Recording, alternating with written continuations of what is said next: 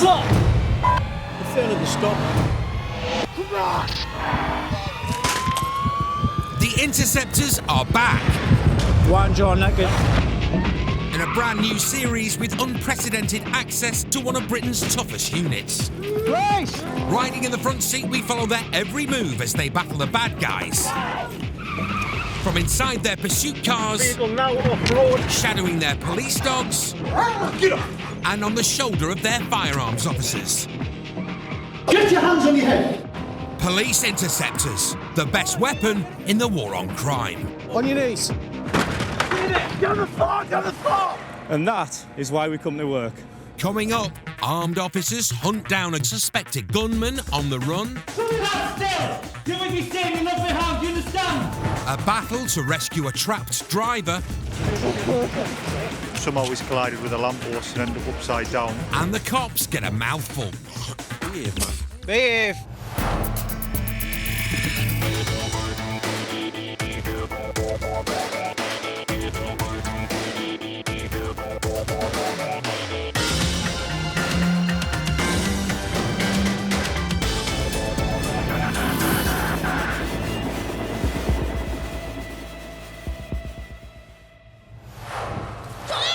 Violent crime is on the rise in the UK. Tell you no! Right! And so is the number of police officers carrying firearms. Over 2/3 of the Durham and Cleveland Interceptors are now firearms trained, and people in the region are still getting used to seeing their police carrying guns. I think they are more used to seeing us, buying our dinner carrying a sidearm rather than the initial, like, my God, that cop's armed. Oh, please show yourself! I think with the way the world's changing now and the aspect of terrorism, I think the realism is that the public now are happy really to see more armed cops and are given that reassurance that the cops can deal with the threat as necessary and protect them.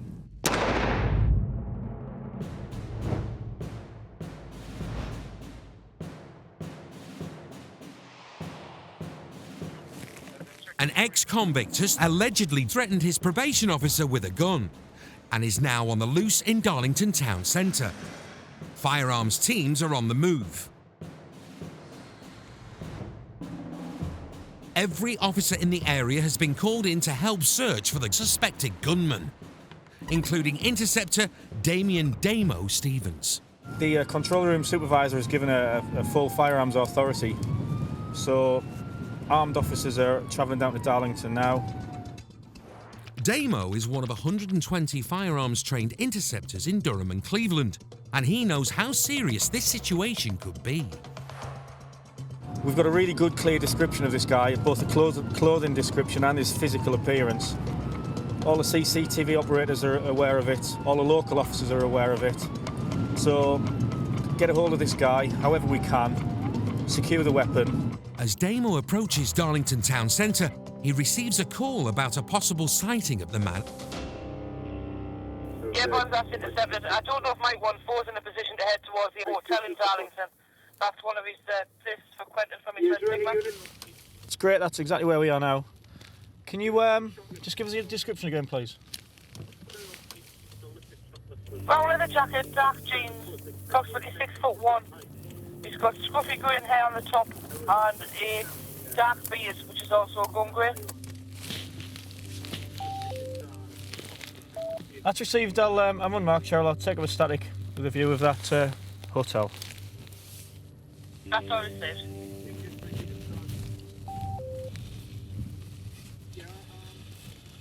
There's a suggestion he could be in that hotel, or he's making his way to it, so...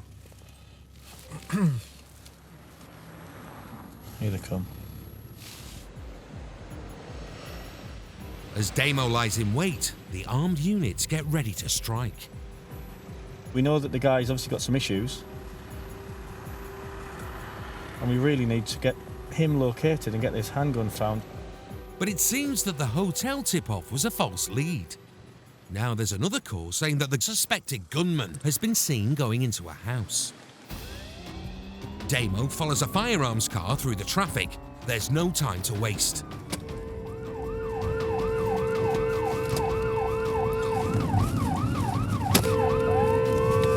Unbelievable.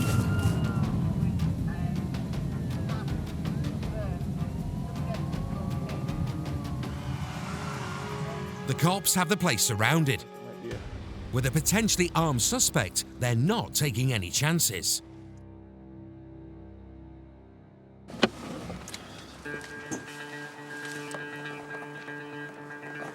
can see I've armed up as well.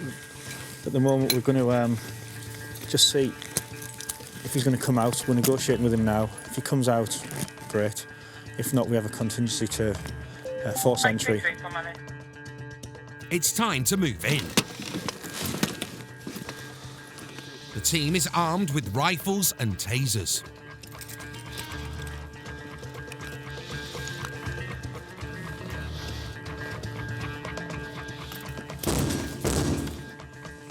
Mr. Police, can you hear me?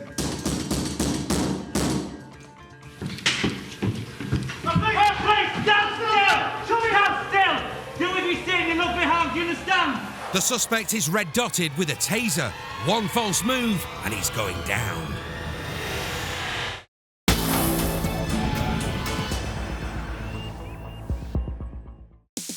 Armed interceptors have been on the tail of a suspected gunman. After searching Darlington town centre, they tracked him down to a flat. Stand still! Show me hands still! Now they have him surrounded and red dotted with a taser. Do what you say, you're not be harmed, do you understand? Walk towards us now. Get your hands on your head. Get your hands on your head. Walk towards us now. Walk towards us now. Yeah, mate. Come All right. here. Face that wall. Silver from bombs. Contact warehouse. Get on your knees. Get down on your knees. Get down on your knees now. Okay, go on your knees. What are we doing? Show us your hands. What have we done? Have you got any firearms on you? Don't like me now. Have you got any firearms on you? I've got a bearing gun. Right. Okay. Got some information that you may be in possession of a firearm, okay? It's not firearm. It doesn't even work. Well, this is... Stand up. You do that to me. What have I done? Got some information that you're in possession of a firearm, okay? So that's why we've come to see you. What have I done? Just told you. Nothing. Thankfully, they've secured the suspect without using their weapons. Though once he's cuffed, he starts to kick off. I've done that. Done that. Stand up, you alright? Right, just search me. Get off! Get off me now! Get off me! Now! You need to calm down. You need to calm down. That's it. Nice and easy.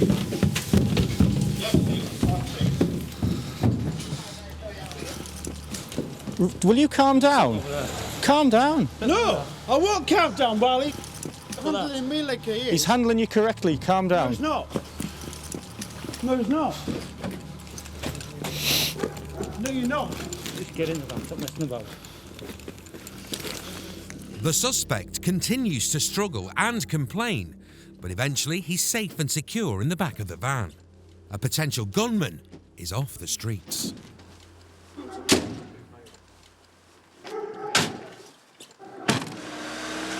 In the end, a good old door knock. He came to the door, but he's obviously drunk. He's very confrontational, but he was dealt with very, at a very low level, I thought. So he's uninjured. We're all uninjured, and now we can search the house for any weapons.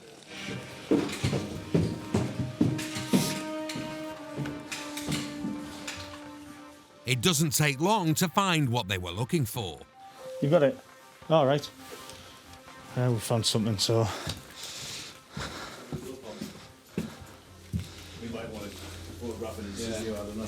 You see just on the table next to his super strength lager. Handgun is playing view on the coffee table in front of the television. We've obviously not taken any steps to touch it or recover it at this stage of it. Yeah, it looks very similar to a Glock. I would suggest that it's a BB gun of some description. If you walk along the street and he asked for your mobile and pointed at it, you'd give him your mobile, wouldn't you? It's a BB gun, still dangerous and easily mistaken for the real McCoy. He's got something resembling what he's alleged to have carried He's obviously been drinking and he's been watching, obviously, violent films. The gun will be out of circulation now, and it's just what he could have done with that. Worrying the neighbours, you know, he might have gone to the corner shop to buy more drink. The repercussions could have been really serious. Would you shoot someone who pointed that at you? You know, you'd ask the question. You know, what do you do? And that's the issue that firearms officers throughout the country and throughout the world all have is, if that's your belief at that moment, was that he was about to do some really serious harm, then we would have deployed something of this ilk, because we would have had to protect ourselves. The man was later convicted of a fray and sentenced to 18 months in prison. The gun was confiscated and later destroyed.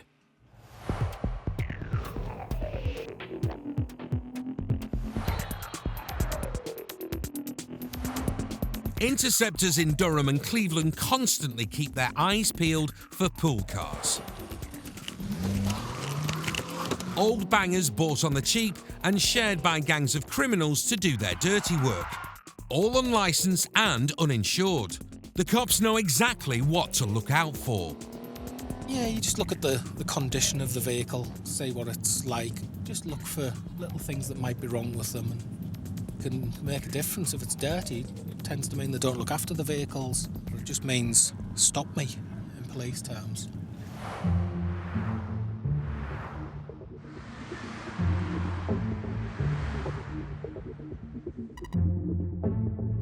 It's just after midnight and Andy Lawson is on the lookout for a silver Clio whose driver made off from the cops earlier in the evening. He's parked on a slip road near to where the Clio is believed to be heading, and it soon comes past along with a motorbike. There's a motorbike and a silver Clio, Thornaby Road from Low Lane. I'm just trying to catch it up now. Andy's behind the wheel of his favourite cop car tonight, the BMW 330D. Some careful driving is required. Andy needs to be close enough to check that the car is the one he's after, but doesn't want to spook the driver by getting too close.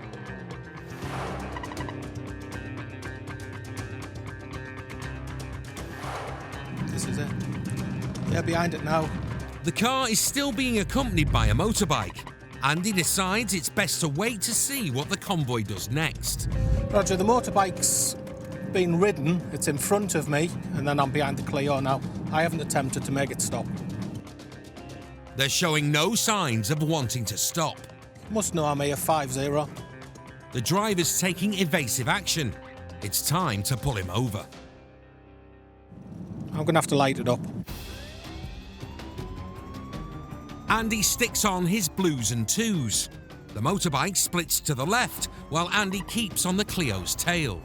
Our vehicle is failing to stop. We have a pursuit, 4-2. The driver's hammering it through the residential streets. Thankfully, given the time of night, the roads and pavements are deserted. Heading towards Tedder Avenue, 3-0. The Clio's doing its best to get away, but advanced driver-trained Andy sticks to it like a limpet. Yes, left onto Eltham Crescent. 5-0, no other road users about. Speeding up to try and lose Andy, the Clio overcooks it at a T-junction.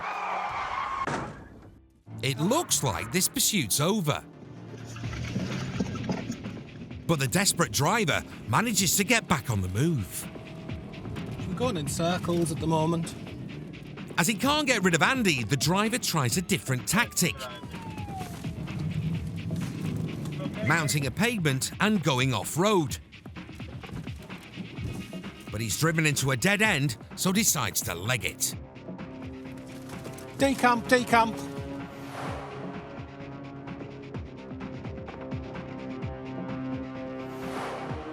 Andy's straight after him. The driver's gone down an alley and has a decent head start, and is soon lost in the maze of houses. Now we'll leave it for the dogs. A dog unit is on its way to continue the search. He was a little lad with a black hoodie, but the hoodie was right up. He knew to have the hoodie up so he didn't come on my camera. The lad's obviously crashed and run away. what we do, and I don't want to chase after him, we'll get a dog to try and get a track, see which way he went. Dog handler Darren Goby and his dog Ronnie get a scent from the crashed car and go off on the hunt. But the estate is deserted apart from two lads on their way home. Wait there for me for 5 minutes until I sort this out, right? I just don't want you spoiling any track I've got. All right. Good. When I first arrived at the car, the dogs picked up a very strong scent and followed it away, obviously this way. We've gotten to here, and it just might be the amount of police officers and foot traffic that's been around the area. It's just starting to get a little bit difficult for them. The trail's gone cold. It looks like the driver has got away, but at least they've stopped him from committing any more crime. But on the floor there's a hacksaw. There's also a set of bolt croppers, which ties in with the fact that they've just been out in Gisborough burgling. So good news is, might not have got him, but we've got a car off the road that's just been driving around causing havoc. This Clio's a classic pool car, or as the Interceptors call it, a community car. We class a community vehicle as what a group of criminals would use. They'll just pass it about amongst themselves to commit crime. If the police get behind them, they won't stop, and they'll just keep that vehicle until, like tonight, we take it off the road. Had it been during the day, I wouldn't have even chased it in this area. I would have just let it go. It's not worth it. I value other people's lives, whereas these people obviously don't. Another pool car bites the dust. It's taken to the police lockup to be examined by scenes of crimes officers. The hunt for the driver of the Clio continues.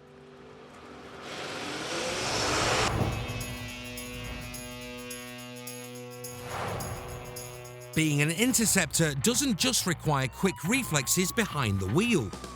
It also demands quick thinking, particularly when working out if someone's spinning you a yarn or not.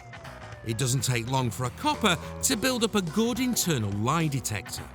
When we confront someone for whatever they're doing, it is often that a person's instinct is to lie. Whether it be, yes, officer, my car's insured, to no, officer, I haven't had a drink tonight. We're almost programmed to expect people to lie to us, and that sounds really cynical, but that's just how it is.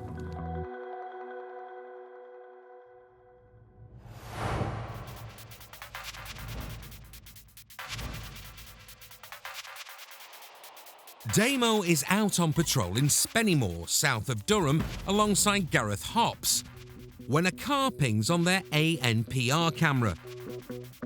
The information they've received is that the woman registered to drive it only has a provisional licence which has expired, so if it's her behind the wheel, she's breaking the law. Code 2 vehicle check, please. Could you run through as a DL, please? It's hit our ANPR as being an expired provisional licence holder.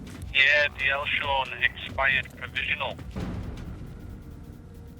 What do you want to find out? The police computer confirms the ANPR information. Now they need to see who's behind the wheel. Hopsy's going to have a chat with the driver. His favourite comedian is Russell Howard, and he's well used to dealing with jokers on the job. Rob, just stand by, mate. We're just stopping a possible provisional licence. Hopsy needs to find out if it actually is the registered driver with the expired provisional licence who is driving the car. What's your name, please? Is this your vehicle? No, your mother-in-law's vehicle? Brother. Brother-in-law's vehicle. All right, are you insured on driving this vehicle? No, I've got my insurance. Right. He passed his head in the opposite direction. He hit our ANPR cameras as potentially being someone called... My sister. It's your sister? Yeah. Is it all right if you just jump out a second? So, have you got any ID with you? No. Have you not? All right, just jump out and we'll do some inquiries. Is this Gareth, is it? No. All right. The driver says she isn't the car's owner with the expired licence, but is in fact her sister, though doesn't have any ID to prove it. Because for all we know, I've never met this who's apparently driving on an expired... Well, apparently she's driving around on an expired provisional licence, so all I know, you could be her and give me your sister's details. My sister doesn't drive, my twin sister does. They're twins. Right. And the twin sister drives, but my sister doesn't drive. Right. So if you could confirm your identity, if you had an ID card on you, that would be great, and we could kind of like leave it at that, but... We need to confirm that you are who you say you are before we can just kind of take what you're saying as gospel. You see what I'm saying? Without ID, Damo and Hopsy can't be sure if the woman is who she says she is, and Damo's spidey sense is tingling. The lady who got out of the car has no ID, nothing at all, but she's given a totally different name. Not quite enough to lock her up yet, but I'm wondering is there a way, Ross, you could send me a photograph from the DL, even via MMS to my phone? Technology is coming to the rescue. The station's sending a picture text of who the woman says she is so the boys can have a look. But it will be you and your, yeah. So what we're going to do now is we're going to get control room to send us a photograph from the driving licence of the lady who she says she is. That'll give us instantly yes, no for that text message. A minute later, the picture's in. And it's not good news for the driver. You're not. I did tell you I put weight on. Should we have it sent through as well? Say again? Should we get sent through? Go on then. The picture they've received could possibly be the driver, but Damo has a foolproof plan of how to be sure. I don't think it looks particularly like her. In fact, I think it looks nothing like her. She says that she's changed in recent years and morphed into a different looking person. So we're getting another photograph sent through of who we think the suspect driver is, and that hopefully will give us a 100% yes or no. A minute later, the second photos arrived. You can go yourself. Just 1 second. I think we've got a winner there, actually, haven't we? It's obviously, isn't it? I think you are, aren't you? No. It's obviously... Have a look at the photograph. I'm happy that that's you, and that's not you. Okay? That's me. Yeah. The pictures confirmed their suspicions. Case closed. You're under arrest anyway. Right, put them back in then. On suspicion of obstructing police and/or attempting to pervert the course of justice. It is, isn't it? Yeah. Carry on that one, is? I know. Finally, 20 minutes after she was first stopped, the woman's admitted who she really is. And now she's going to the nick. The image that we received from control room was just the nail in the coffin for that lady, really. This dodgy driver's found out the hard way that the camera never lies. There you go. A passing family resemblance, I would go as far to say, but once the second one came through, it was pretty clear that it was the person we were thinking that she was. The woman later pleaded guilty to driving with no licence or insurance and was given 6 penalty points and fined £569. This lady would have got away without any charges or any penalty had we just taken her on face value, so it just shows that people might think we're suspicious all the time, but it's paid dividends in this case. Still to come, an early morning raid on a suspected drug dealer. And a driver fights for his life. Been very lucky indeed.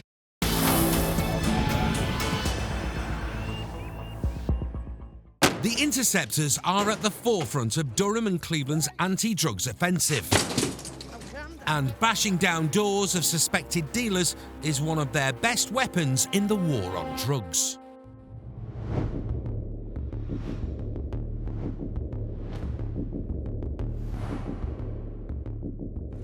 It's just after 1 a.m.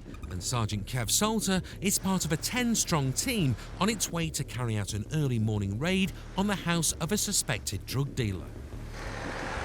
We do these types of drug jobs quite frequently. Intelligence that we get through Crime Stoppers and members of the public ringing the police about drug dealers and various things going on in their area, and this is us doing something about it. Kev's favourite part of being an interceptor is nicking criminals, and he's hoping to catch one sleeping on the job this morning. Specific intelligence about an address and drug dealing going on, and it's now 1:30 in the morning. We're going to go and put the door in and see if there's any drugs inside. The reason we're doing it at nearly 2 o'clock in the morning is so that these people are in bed. We're hoping that they're in bed, fingers crossed. if we get them when they're in bed, they're less likely to flush the drugs down the toilet or get rid of them, and we catch them by surprise. The team set up around the corner, then head off to hopefully give a villain a wake-up call he won't forget in a hurry.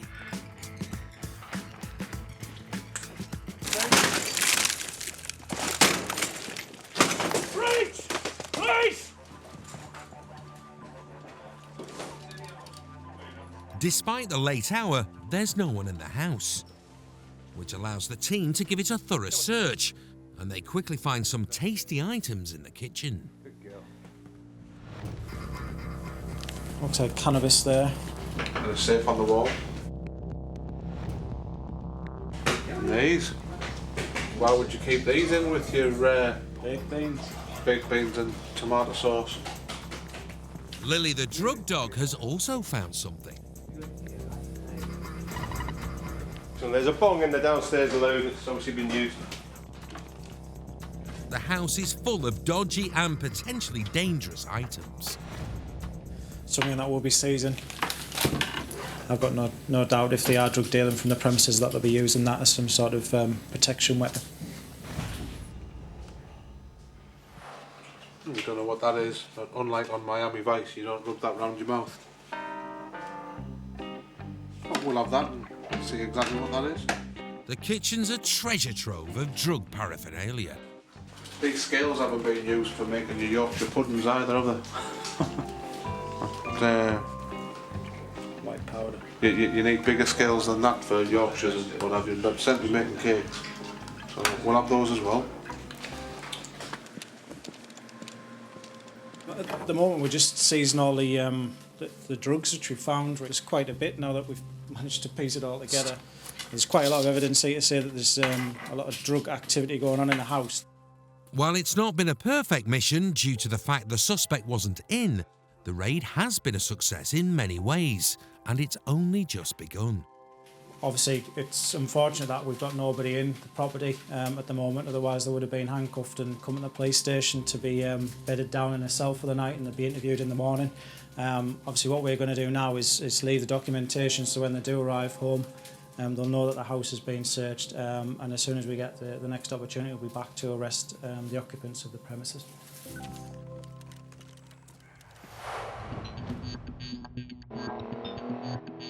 Kev and the team visit the house a couple of times in the next few days, but the occupant seems to have found somewhere else to stay. However, 6 days after the raid, the suspect finally gave himself up, and during questioning, revealed the passcode to open the safe which was seized. It's not Kev's birthday, but he'll have fun unwrapping this.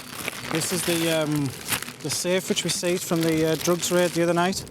The lad's just, after being on the run for almost a week now, handed himself in. We've managed to get a possible code out of him, so we're going to open the safe. Ready? Start.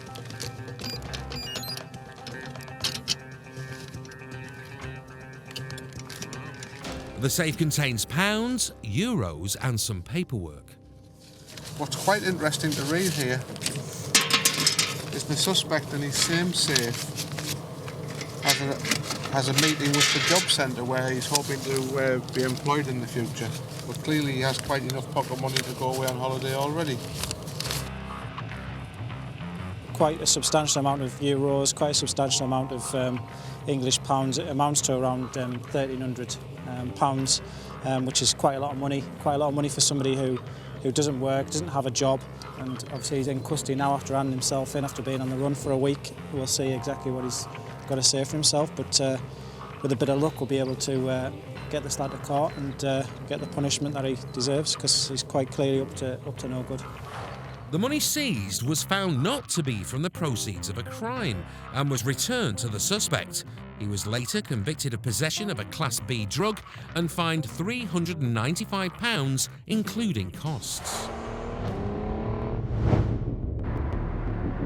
Officers in Durham and Cleveland cover over 3.5 million miles on the roads each year, doing their best to keep road users safe. Last year in the region, there were just over 2,000 collisions, with over 400 people killed or seriously injured.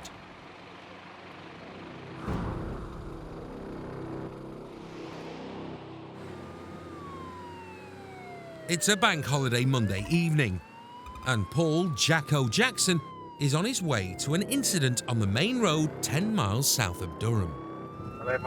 We've got a report just come in of one vehicle road traffic accident in Midridge where a vehicle's rolled over, but the report's coming in is that somebody's trapped underneath the vehicle.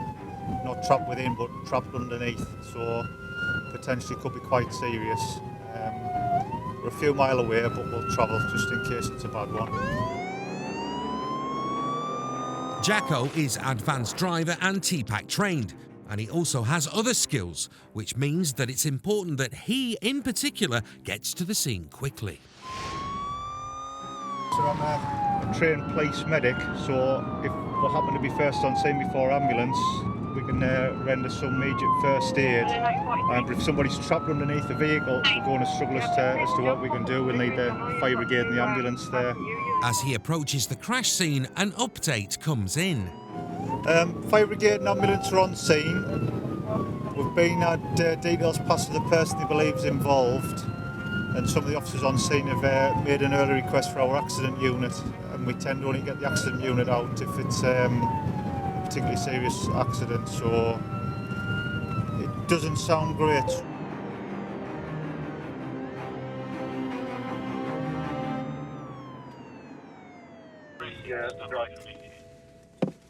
Talking to one of these local lads a couple of minutes ago.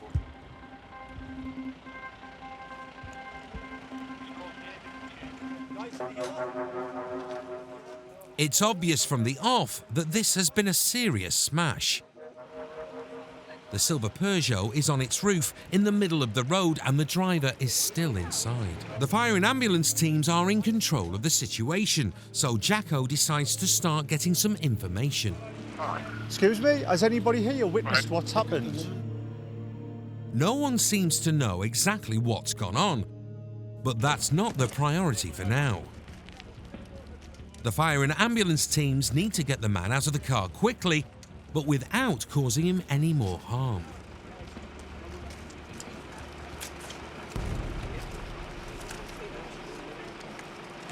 It's quite a spectacular smash. It's a one vehicle that would appear he's come down the road. Somehow he's collided with a lamppost and ended up upside down. The fire brigade have managed to get him out of the vehicle, extracted quite quickly. He's now going in an ambulance. He's conscious and breathing, he's talking, so that's all good. But at this moment in time, we don't know the extent of his injuries, so we'll treat it as serious. We'll get the accident unit to come here, and the investigation will commence.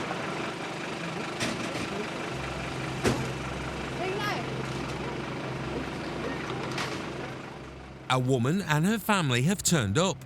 She's heard it could be her son in the back of the ambulance. Hey, Mum. Yeah. Hiya. Have you seen him prior to the accident? No, I've just come. I've just got a phone call. Right, where's he been prior to coming here? Does anybody know? I haven't a clue. Has he been with anybody, or are you his cousin? Have you seen him prior to this? We've been out talking. He's supposed to be at work. Right. His girlfriend. Right, okay. Well, the fire brigade's getting him out the car very quickly. He's obviously going to be going to hospital. Yeah, so yeah. they're just going to sort him out, get him comfortable first. They're probably going to give him some pain relief there because he's getting himself a bit stressed. But I'm sure you'll be on the ambulance when it goes to the hospital, okay? Right, but if you just let them do what they need to do, okay?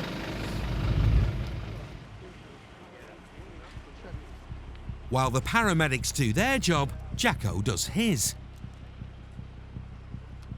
Examining the crash scene to see if he can work out how it happened. Has he been belted, you know, when you have dragged him out? He was belted. He was belted, was he? I just cut the belt. He's been very lucky. Very lucky indeed. Were you one of the ones that dragged him out? Yes. Could you smell any booze on him out like that? Because I haven't gotten close enough to... Not really, all I could smell was petrol. Just petrol, right, all right. Given the time of night and what he's been told, Jacko gets his breathalyzer. He suspects the driver might have been drinking.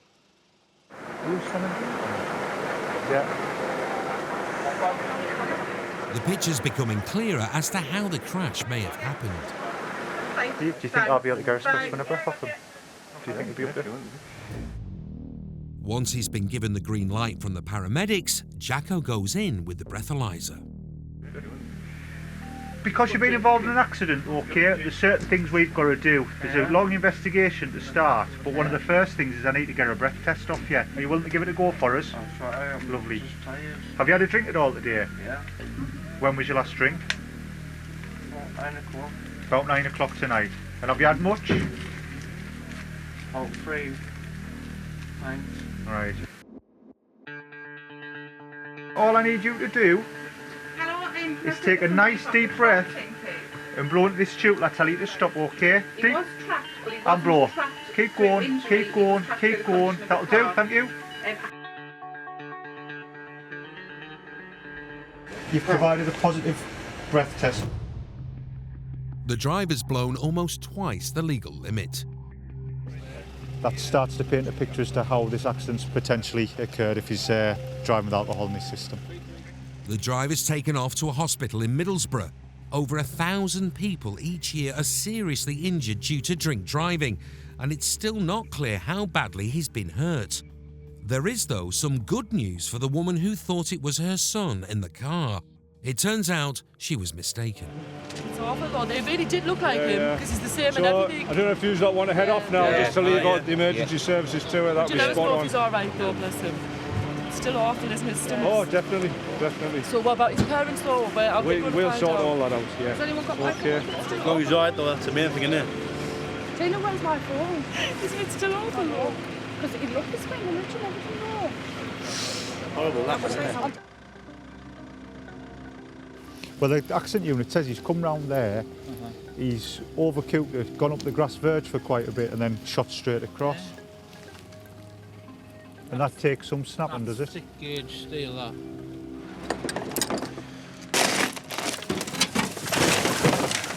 The vehicle's getting recovered as we speak. You can see the state it's in. They say a picture speaks 1,000 words. I think this sums up why you shouldn't drink and drive. Failed the roadside breath test. Been incredibly selfish to drink and drive. He's crashed. He's lucky he's alive. Should he get out of hospital intact, he's chance to lose his driving licence as well.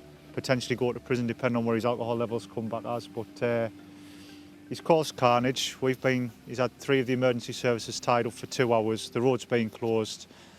Very selfish act. And if ever there's an example of why you shouldn't drink and drive, I'd say this is it.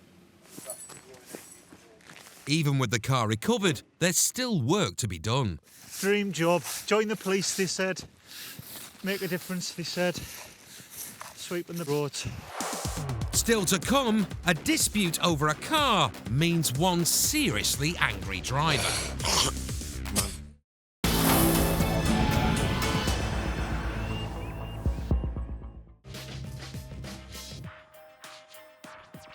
One thing all interceptors know is that every day and night they're on the job, they're going to come into contact with the public. And while most people are pleasant and courteous in this part of northeast England, Yeah, no problem. some aren't quite so nice. Yes. And if so, it's best to grin and bear it. Support, the police. It's just after midnight, and Interceptors Kev Salter and Steve Brandt are on the lookout for a suspect car. The caller has also noted that if it is his brother that's in the vehicle. That's all received, thank you. He's taken some spare keys from deceased mother's address and returned to his brother's house and taken his brother's car without his permission. Some sort of family feud going on at the moment. This lad's got no licence, no insurance. Apparently, a man has taken a silver Zafira from his brother's house and is driving it unlicensed and uninsured back to where he lives. Kev and Branty are in the unmarked Beamer, circling the area where he's believed to be going, and soon spot the suspect motor coming past them. Just get it round, get it round, get it round, get it round.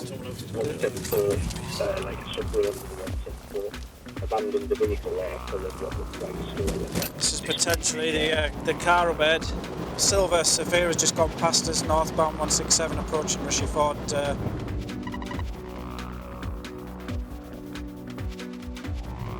It's definitely it, like. As they're in an unmarked car, the Interceptors decide to hang fire for a while. We're just going to wait until the vehicle stops rather than putting the blue lights on. We're in an unmarked car. If we put the blue lights on now, he's going to fail to stop. If we get him when he stops, then we'll grab hold of him to prevent a pursuit from developing. Just about to pull up at the address. As they expected, the car stops just around the corner. Now then. You all right? Your name? Just pass us the keys. What's your name? You had a drink? No? Behind the wheel is the man they were expecting. Whose car is it? Mine and my brother's. Right. It's alleged that your brother owns a vehicle and that it's been stolen. As a result of that, I'll have to arrest you on suspicion of theft and also on suspicion of drink driving, alright? How dare you say it's a stolen car? It's not a stolen car. I own this car. Don't give me any stolen car. Sit down there, chill out. Doesn't matter what it says. It ain't in his name. It's in my mum's name. Well, what about you haven't got a licence? So I haven't got a licence, have I not? Are you sure about that? Are you sure about that? You don't even have a clue who I am, are you, mate? The driver's clearly had a drink, and he's not happy about being stopped, or our cameraman being there. Get your camera out my face, son. Sit down, chill out. Move your camera out my face. Behave, man. Behave!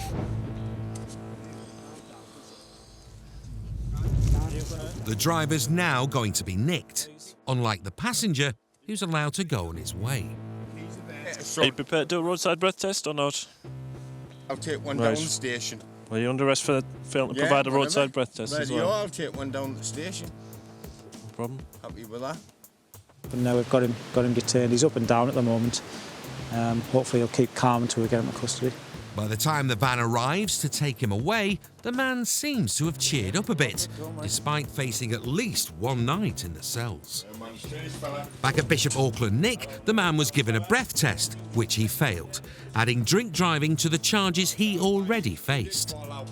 He's blew almost twice over the legal drink drive limit. It turns out he hasn't got a licence to drive, despite him protesting that he had. He's got no insurance to drive that vehicle, and he's just been arrested for assaulting the cameraman by spitting at him. You know, there's many instances I've dealt with in the past where people have spat at me, and to be honest, it's disgusting. It's one of my biggest hates, and I'd rather somebody lash out and punch me than spit at me. It's not a nice thing, and hopefully this gentleman will be punished for what he's done. He's locked up now for the night in the cells, and he'll be prosecuted at court for it. So, yeah, hopefully he gets what he deserves, and it'll teach him a lesson. The driver was later convicted of assault, drink driving and driving without a licence or insurance. He was banned from driving for 20 months and fined £465, including costs. Get on the floor! The failure to stop. Come on! Police Interceptors. One jaw naked. Bringing you unprecedented access to one of Britain's toughest units. Police! Riding in the front seat, we follow their every move as they battle the bad guys. From inside their pursuit cars, Vehicle now off-road. shadowing their police dogs, Get up! and on the shoulder of their firearms officers. Get your hands on your head! Police Interceptors, the best weapon in the war on crime. On your knees. Get on the floor! Get on the floor! And that is why we come to work. There's a man in the store who's in possession of a handgun. The firearms squad goes in hard in the hunt for a suspected gunman. In position now. A breathless high-speed pursuit. Vehicle failing to stop. Elliot, speed is currently 90 miles per hour. We're putting you in the back of the police van, mate. Yeah, And after a 3-car smash, an angry driver takes aim at the van.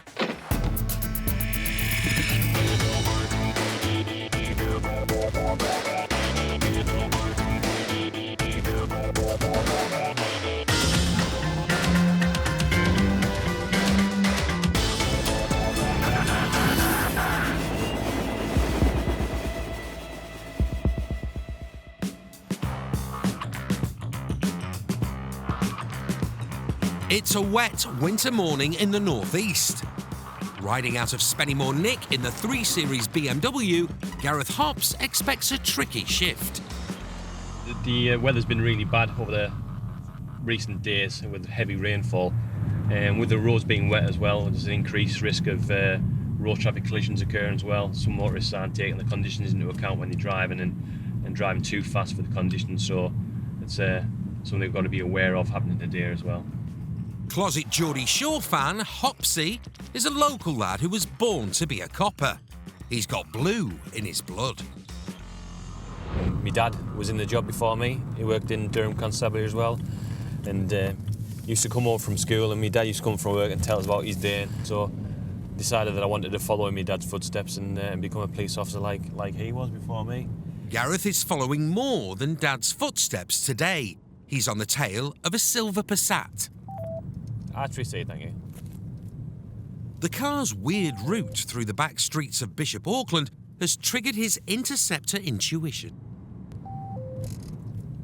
I don't know whether it's an attempt to try and avoid us or whether he's got lost or whatever, just seemed a bit suspicious, so I'll just pull him over and double check he's who he's supposed to be.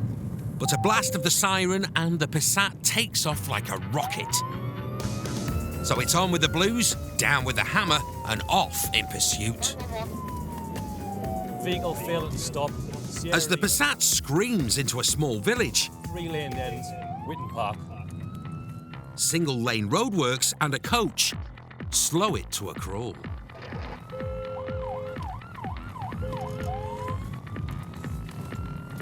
But it takes to the pavement, and after a death-defying road cone slalom, the driver's away. We're heading in the general area of Whitnley Weir, Howdenley Weir. If you can put it over 100 as well, just for local assets. Gareth calls in the cavalry. On narrow roads like this, they need to stop this guy and fast. Just approaching the Skinny Bridge. Speed is 40. And riding to the rescue, tucked in behind Gareth's lead Beamer, is Paul Jackson. Jack, I'm going to try and get ahead of me, mate. The plan is to box the Passat in, but before Gareth can overtake, the driver punches the runaway motor, pushing the family saloon to its limit. Elliot, speed is currently 90 miles per hour. Risk is relatively low. Traffic conditions are relatively light. The Passat is slaloming through a lot more than road cones now. And as the Interceptors close in from every direction, I want to, where do you want us? Do you want us to feed him somewhere? the driver slams on the anchors. Vehicle heavy braking, it's a left, Clarence Street. With 2 Interceptors on his tail in a residential area, he's running out of road. Stand by for decam. They're under starter's orders, and they're off. Gareth and Jacko give chase on foot. Now it's all a question of speed and stamina. There he is. You've just gone past him. It's not quite Mo Farah fitness levels, You're under arrest for fail to stop. Dangerous driving, you understand? but Hopsy finally gets his man. Hi. Your hands behind your back. No. Cuff him, just cuff him. Right, man. You where's him now?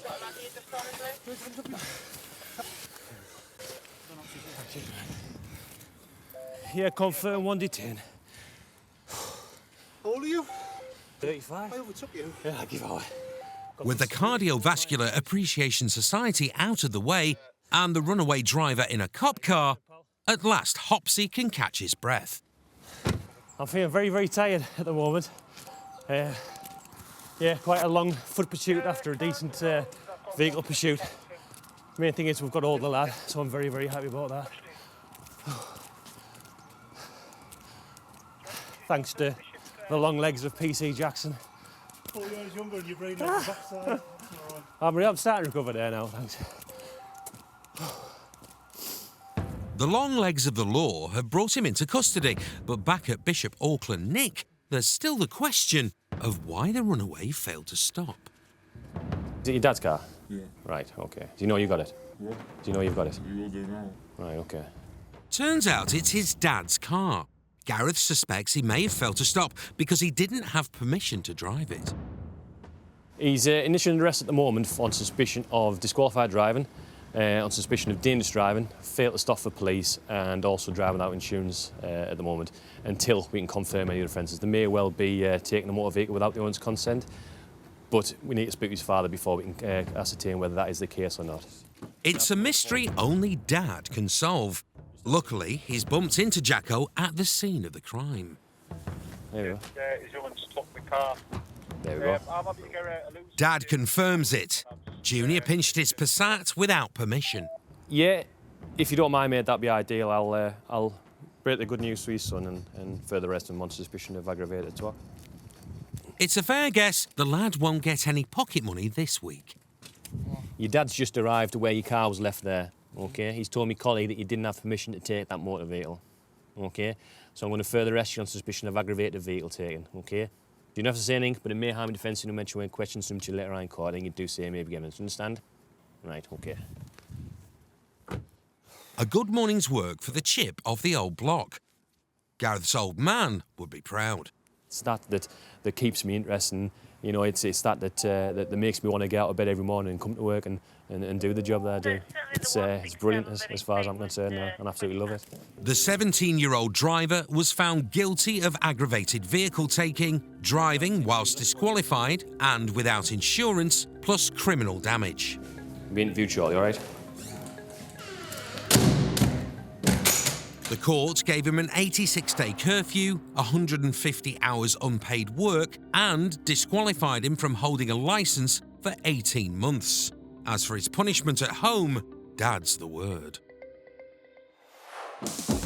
Still to come. Knock, knock, we're here to read the meter.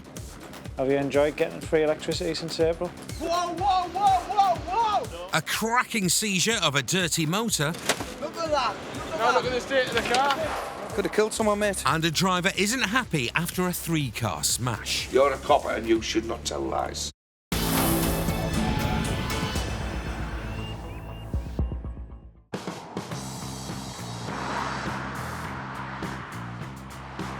From traffic shifts on the A1 to kicking out time on Durham High Street, Interceptors always keep a trained eye out for repeat offenders.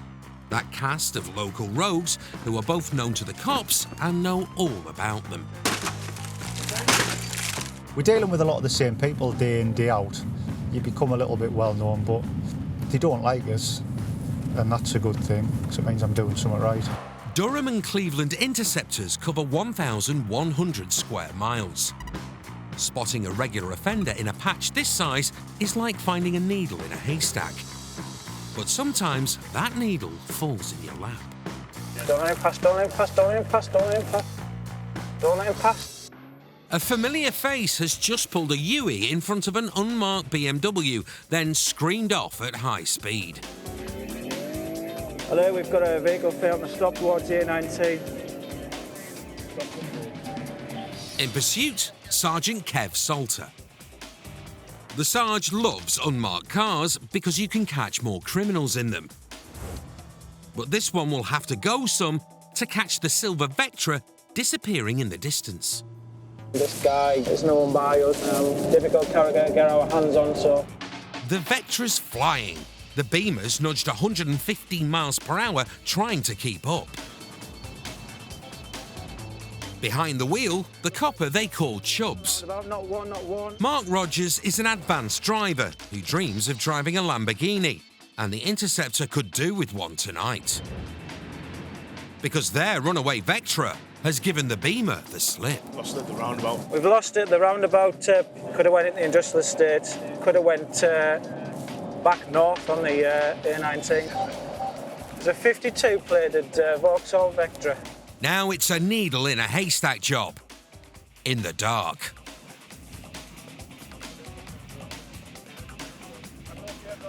Yeah, we've checked. It's negative.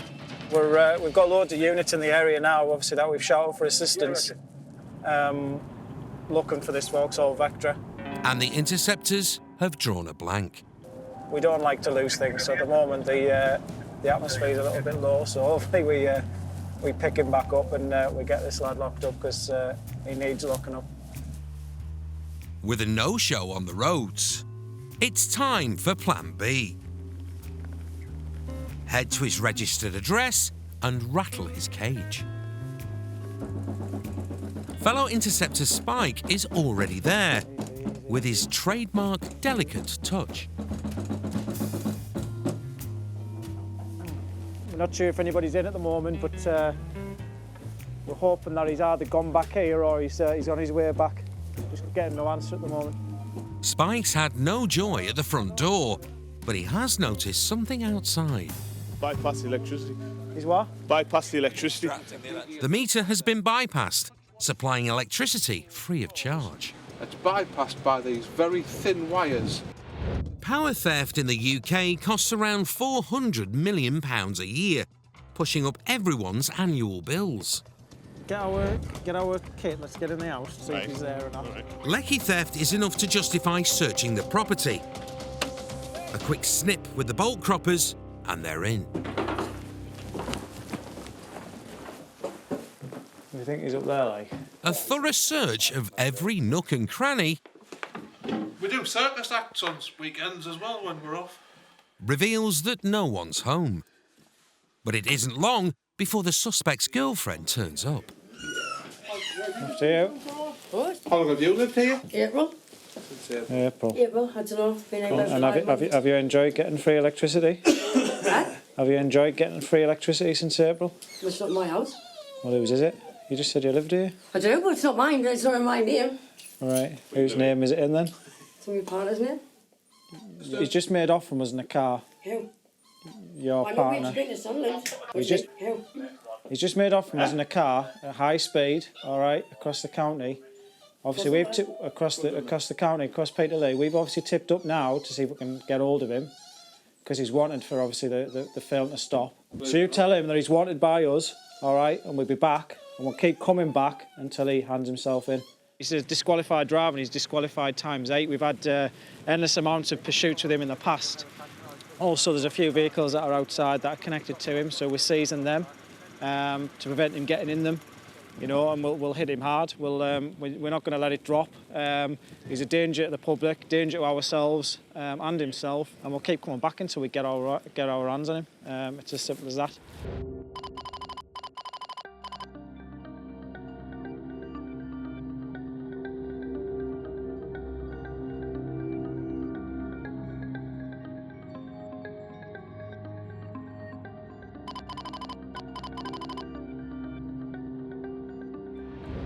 But his motor isn't the only mode of transport they may be taking tonight. We might take this at the pedal bike as well. It's this kind of bike would probably get away from Chubbs and all. And in his present mood, I would hate for that to happen. So just to prevent Chubbs getting even more annoyed, we'll probably take this conveyance as well.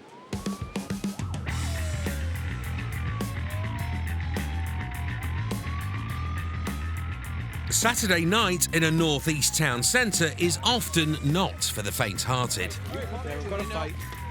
But the Interceptors are trained for anything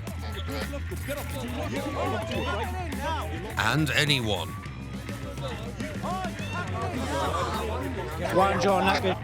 They've got the skills, the muscle and the numbers to head any aggro off at the pass. This is Bishop Auckland. On a Saturday night, people having too much to drink, unfortunately.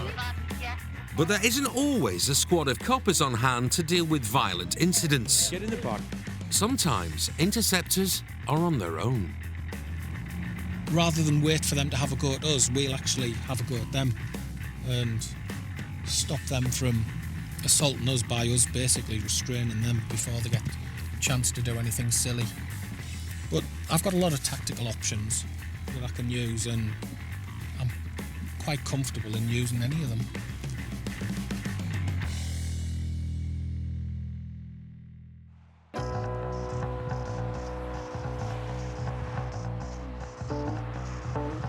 Night shifts don't have a monopoly on single crewing or violent crime.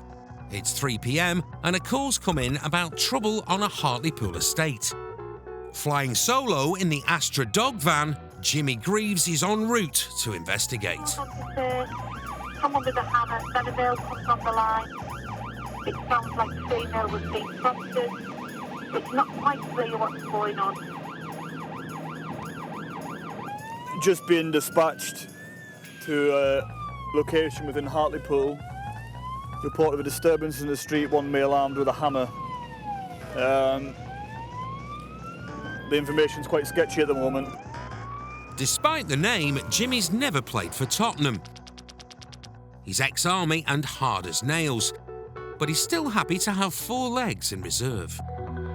Usually the presence alone of having the dog and giving a good challenge to the person to disarm himself 9 times out of 10 works. Jimmy arrives ready for anything. But there's no sign of a disturbance, just a car which seems to have crashed at the end of the street. Hello sir, how are you doing? All right. Have you seen or heard anything going on here? I've just come, mate. Just arrived, yeah? Yeah, I've just waiting for some people. But you haven't seen us, heard anything since you've arrived? Okay, thank you. Hello, did you call us? Right, okay.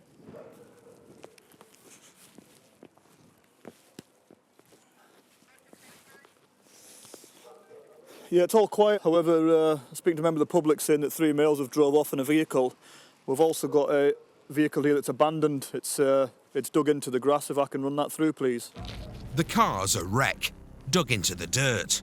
Something's gone on, and Jimmy aims to find out what. Whoever's tried to get the vehicle out, they've clearly used something to get out of here, but no joy. Ah. There's a knife on the floor as well. If I was a betting man, I would think that there's been a bit of a chase between one vehicle and another. This one's came here, became abandoned and stopped, and there's maybe been a disturbance. The report from the initial reporting person says there was a male with a hammer, so I suspect that that's quite true. And obviously we found an offensive weapon. Hiya mate, how can I help you? Have you seen how to head out? No, All right. no. Whose car's it? Whose car's it? Johnny Waiters. What's his name? I took a while ago, it's been there for a while now. Is this your mate's knife as well, is it? Pardon? Is this his knife as well, is it? Yeah. Can't we come down? We'll have a word with him. The hoodie wearer seems very interested in what he says is his mate's car. Believe that the vehicle has been obviously driven here and dumped, so can we just arrange for recovery? I've got one of the local lads that's come up who quite clearly knows the vehicle belongs to. He's asking me for information, which I'm not going to give him. It's clearly just so he can pass on to whoever it is. But yeah, we're going to get it recovered and get it taken away and seize the knife as well. Yeah, you didn't find that knife in the car, did you? I'm saying I saw you pick it up from the front of the car. So obviously that's not related to the car, and the car's got. Look, mate, I'm not going to discuss it with you. It's not to do with you. No, I know. No, just, fair enough. Yeah, but has it come back to access and insured? I can't tell you that. Yeah, it will have. It has. Hello. Hoodie seems to have had enough and heads off, while Jimmy talks to a potential witness on the phone. This incident you reported us to before, could you just tell us what you've seen over the phone? Shortly after, a different man turns up wearing what looks like the same hoodie as the first man. And Hoodie 2.0 is a dog lover. Well, have you got a German Shepherd? I have, yeah. Nothing like. Don't know. Do you know? No, I don't know, mate. Right. Well, it's too cold to stand up here. Too cold? Aye, freezing, mate. It's always cold at the manor. We'll get that taken away. If they want to come back and try and recover it, then they can come and have a chat with me before they get it. Come on, mate. Get a bonus. A crowd has gathered, containing the original passerby, now in a grey hoodie, and his mate, still in the blue-black number. Jimmy makes sure they can see and hear his backup. I'm not discussing it with you. I don't care. I'm not discussing it with you. No, what I'm saying is he's got to get the train to get out and he's dragging the house. It's getting taken by us. Because I'm not discussing it with you. It's not your car, so I don't need to discuss it with you. Yeah, but the lad's coming up now. It's not happening. Tell the lad to come and speak to PC Greaves, yeah? I'm at the police station and we'll discuss it then. How can you take someone who's legit in the car, who slid a little tiny bit, went off the road, slid a little bit and they're taking it out and they do that? They're taking it. I'm taking it. The recovery truck arrives to haul the abandoned car out of the mud. What's your bike, lads? Whoa, whoa, whoa, whoa, whoa! Watch it. And there's more to wind up Jimmy's audience. Right, it's going to hit that bollard. Just tell us when it's getting close. Yeah, it's going to hit now. The car is tight against the bollard. It's going to get a battering getting onto the truck. Yeah, if you mark that, you have to pay for it. No. Oh, so if you mark that going out, you don't have to pay for it? No. Liberty, man. Right, whoa, whoa, whoa. Yeah, you're ripping the car to pieces there, man. It's not even your car. Stop swirling. Kids around. Absolutely. Look at that. Look at that. Now look at the state of the car. A little bit of sport with the lads. It's quite common that they'll start coming round and grouping up and trying to intimidate you, really. I think the benefit of having the dogs there, and considering you're single crewed, it acts as an extra 2 or 3 cops by your side, because I'm quite confident that had I been on my own, it maybe would have escalated to something more. The car was never claimed and will end up being crushed. The driver and the owner could not be found. As for the men who spoke to Jimmy, they were not questioned or charged in relation to the muddy motor. Still to come. We're only a couple of minutes away, so we're going to get the weapons out. A potential gunman on the loose triggers a major firearms op. Tango 1, what's this guy's name, please? It's your last chance, mate. Provide me with a specimen of breath. A suspected drunk driver blows the breath test big time. Go. Keep going, keep going, keep going, keep going, keep going, keep going. Right, mate, you're under arrest for film. Provide me with a sample of breath. And a decamped dad leaves a small clue to his identity. A wallet sometimes helps as well.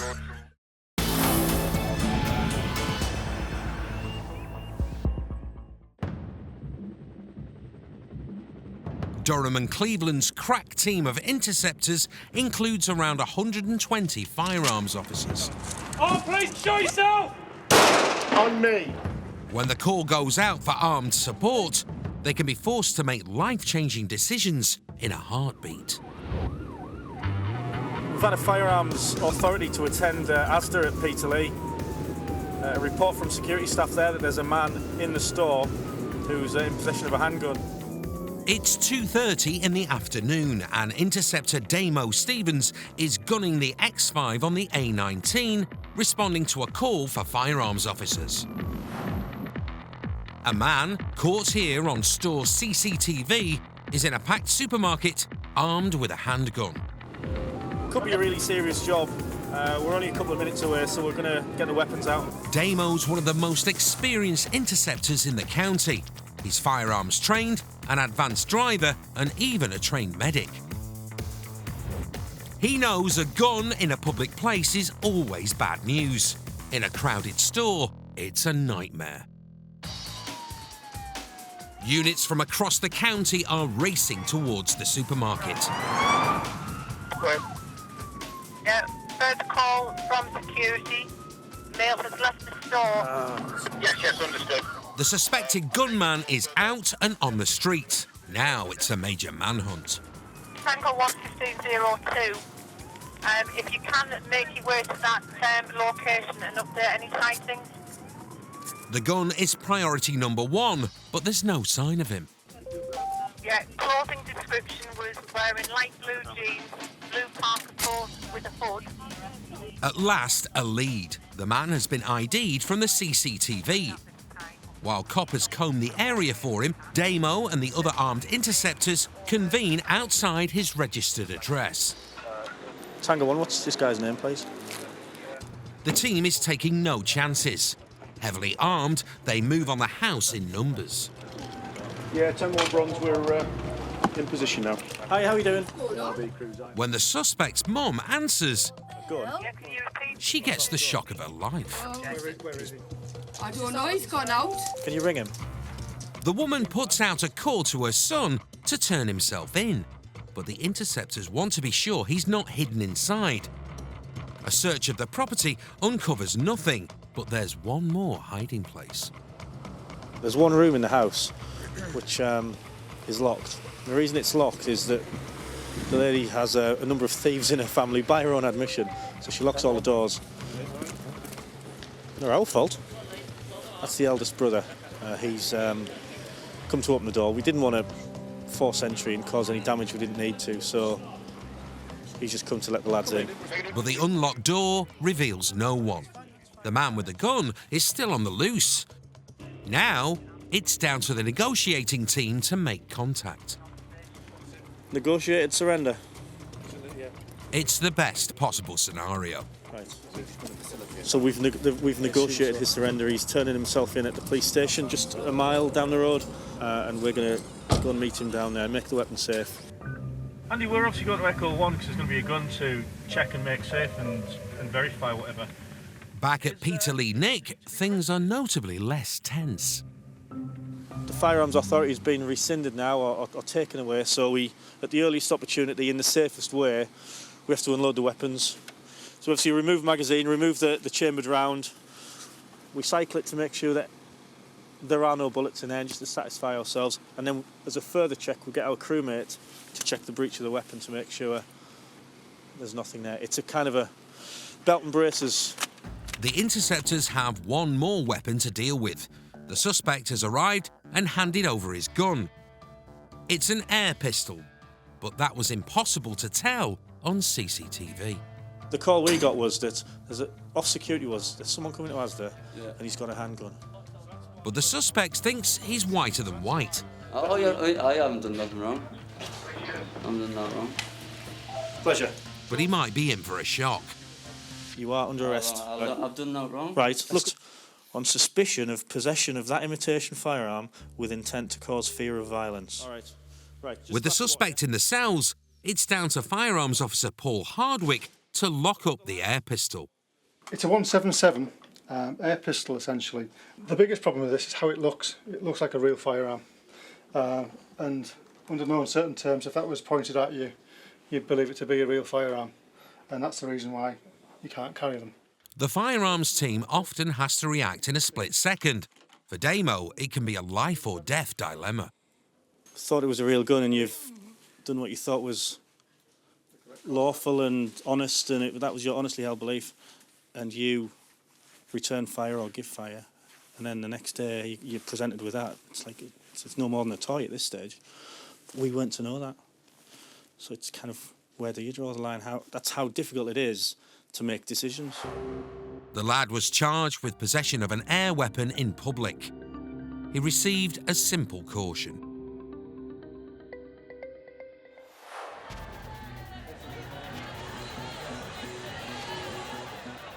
A night in the northeast has its own soundtrack.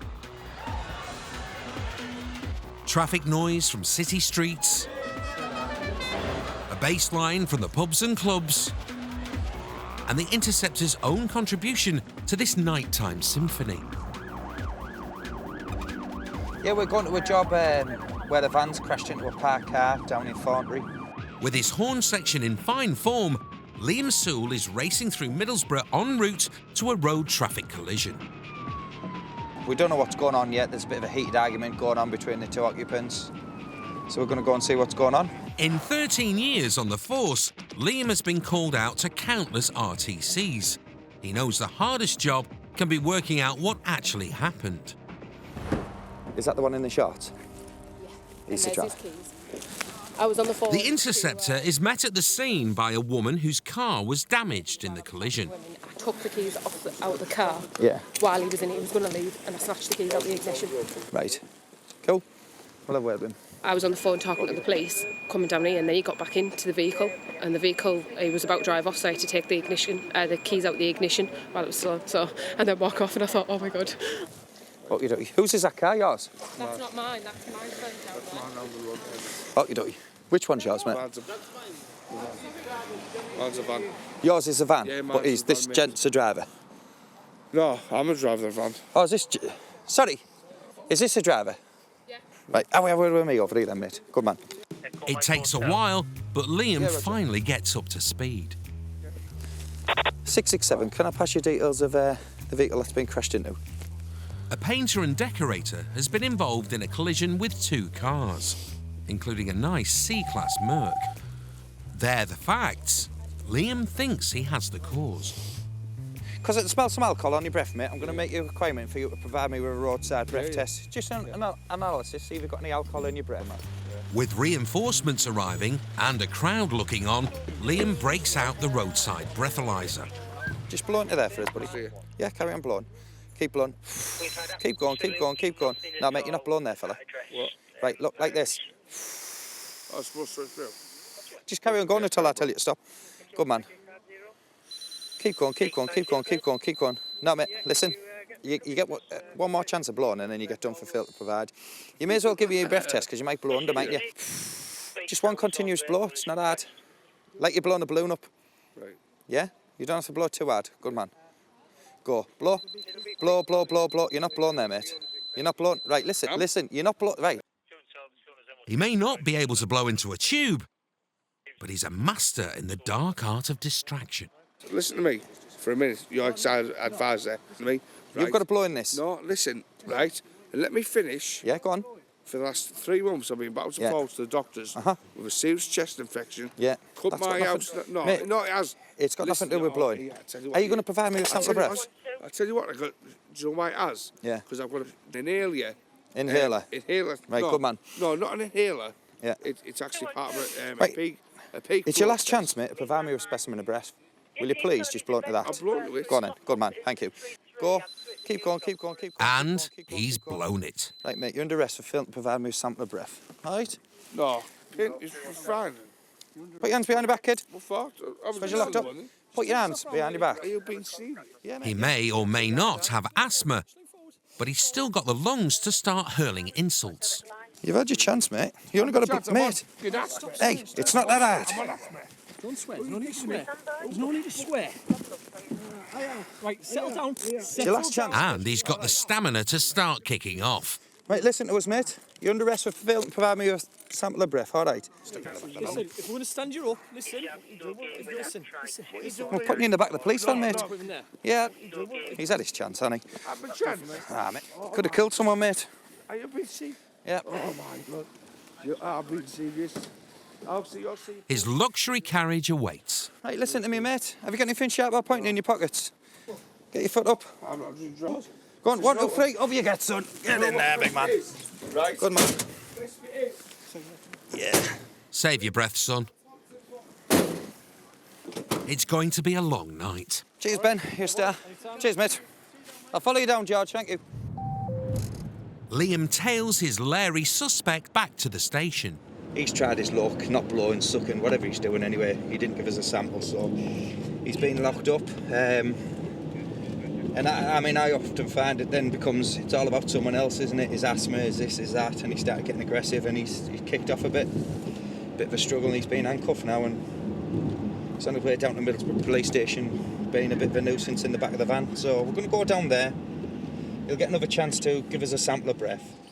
Watch your step. On arrival at Boroughnig, Liam checks his gobby painter and decorator into custody. He smelled strongly of alcohol and his speech is slurred, and I believed him to be under the influence of alcohol. I've cautioned him. I've made the requirement for him to provide me with a specimen of breath. After 3 to 5 goes, he's failed to provide a specimen of breath, and he's been arrested for that offence. Once Liam's brought the custody sergeant up to speed, the suspect gets his second wind. I'm stood here, standing my way now, because I've been brought to the police station. You know what's so reason? You charge me now. You're going to charge me now. You're going to charge me. I didn't believe you. I tell you what, mate, you know what? You know best for it is? I don't tell lies. You're a copper and you should not tell lies. He's the textbook annoying suspect, mixing veiled threats. What's your number? Would you like Can you write his number down for me, please? With mild aggression. I'm talking to the ladies there. And scattergun personal insults. You like little and large. You know what you remind me of? Don't worry about it. Just answer the question. Step down, son. What are you laughing at? Yeah? Having charmed the entire custody suite, he finally gives a specimen of breath. Remarkably, it's just under the level at which police charge drunk drivers, and he's free to go. He's just a lucky boy, isn't he? You win some and you lose some. Unfortunately, If you'd ask me, he's drunk and he's driving, and I don't know what happened there, but he blew under. Well, he blew under the sort of limit that we charge by 1, so he's a lucky boy. Not that lucky. On his way out, Liam's not-so-drunk driver damaged the custody suite. He was convicted of criminal damage and possession of cannabis. The court fined him £250 plus costs.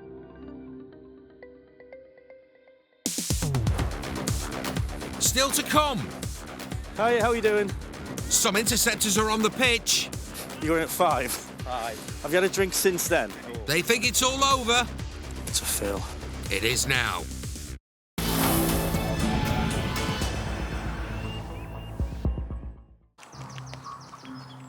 It's early doors on Sunday morning. Last night's party crowd has staggered off to bed. Last orders was hours ago, and the only bells are from the church. The pubs won't be open for hours.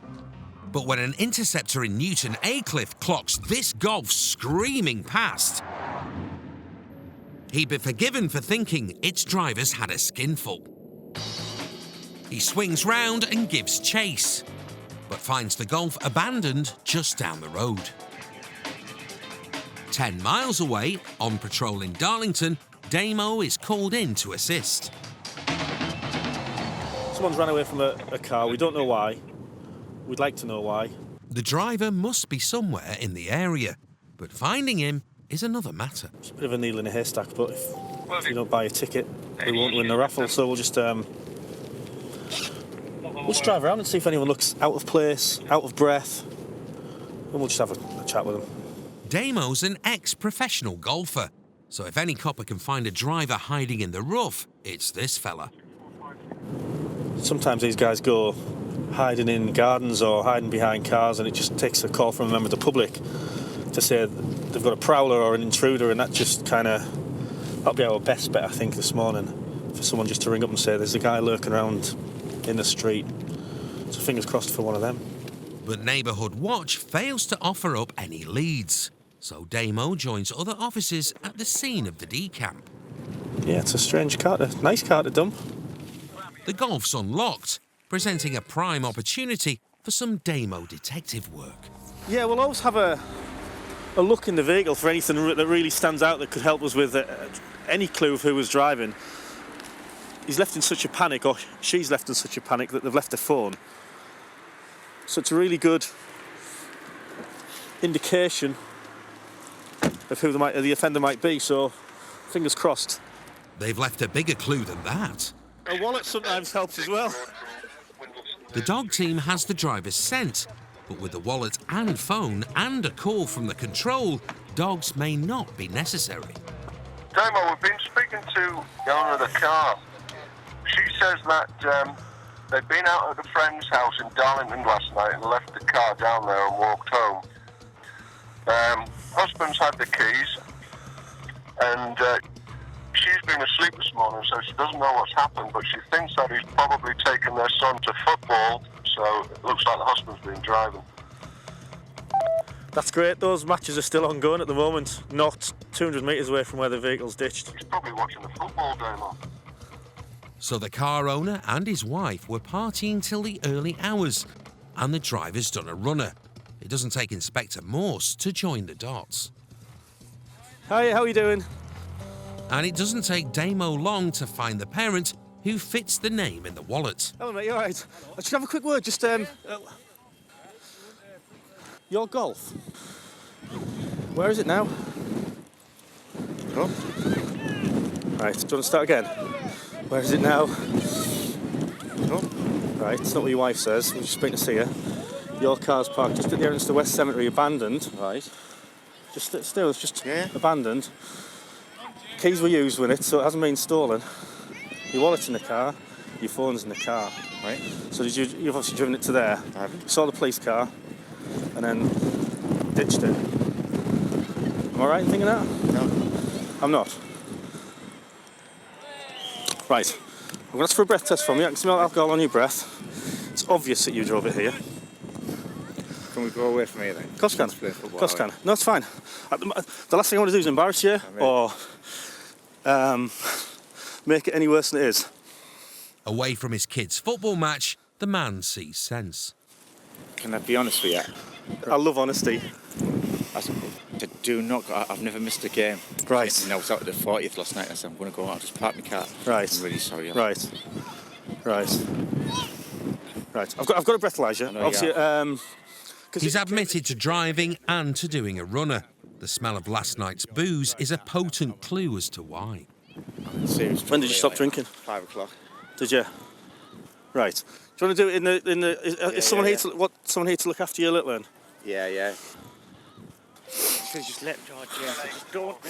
Oh my God. You're going at 5. 5. Have you had a drink since then? No. Was 5 your last drink? 5. Just because we can only take a test within 20 minutes of your last drink. You see. Big deep breath and blow. Stop. It's going to give us one of 4 readings: 0, pass, 1, or fail. Cops come down hard on drink driving, whatever the circumstances. Did you have a good skinful? Spirits as well? No. Right. Oh, yeah. Right. Yeah, well, It's the longest wait of this guy's life. It's what, 5 hours since 6 hours since you stopped drinking. It's a fail. As you probably expected. I did, yeah. What happens now is that I've got to arrest you on suspicion of driving a motor vehicle whilst over the prescribed drink drive limit. Right. I have known it. Oh my God, I'm ruined. It's my job. What do you do for work, if you don't mind me asking? I'm a transport manager. Right. Wisely, the dad didn't actually drive his child to the football, but did drive himself. A decision he'll live to regret. We tried to come up with a story at first, but God loves a trier. But it's quite obvious it's him. That was never in doubt. Just sit tight for us. Damo's soccer dad had his day in court, and it was game over for his licence. He was disqualified for 14 months and fined £300, proving there are worse things the morning after the night before than hangovers.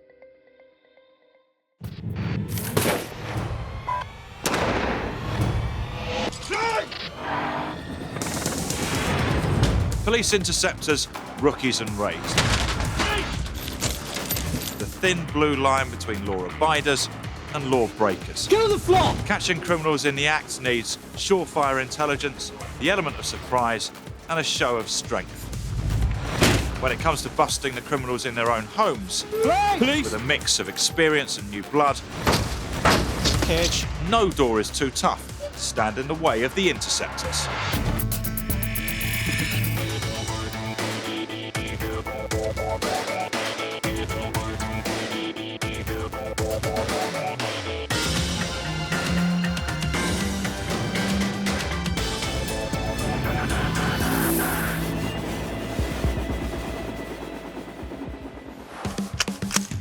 I'm joining the Interceptors on an adrenaline-filled ride. So in today's Rookies and Raids special, I meet the latest rookie to join them. Drop the bat, I've got a taser! Taser! I take the front seat on an Interceptor shift. Prime never sleeps. You should get that tattooed. And I experience a rookie's raid firsthand. Now we're doing it for real, going into an unknown situation. And I'm genuinely quite nervous.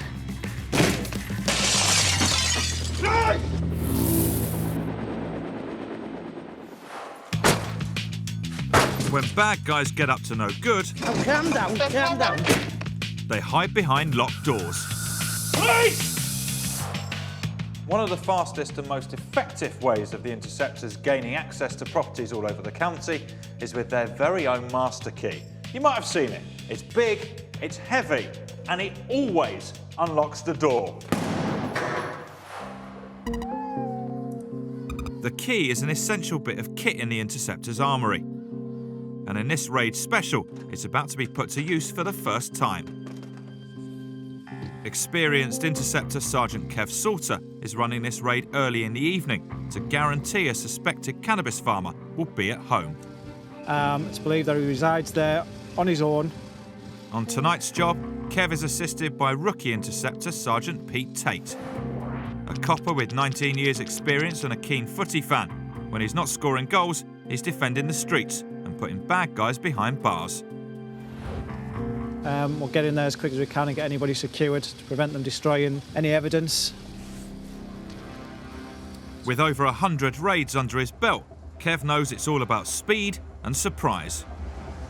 When we're on our way to something like this, it's quite exciting. You don't know what's going to be in there.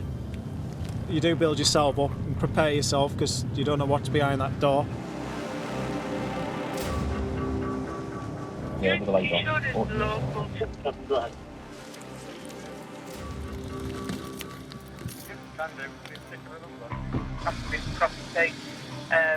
General antisocial behaviour. After a quick check that it isn't unlocked, Locked. it's time to introduce the big red key to the door. Stop. Police! Stay where you are. Stay where you are. Just put your hands out in front of you. It's a warrant, all right? Search warrant.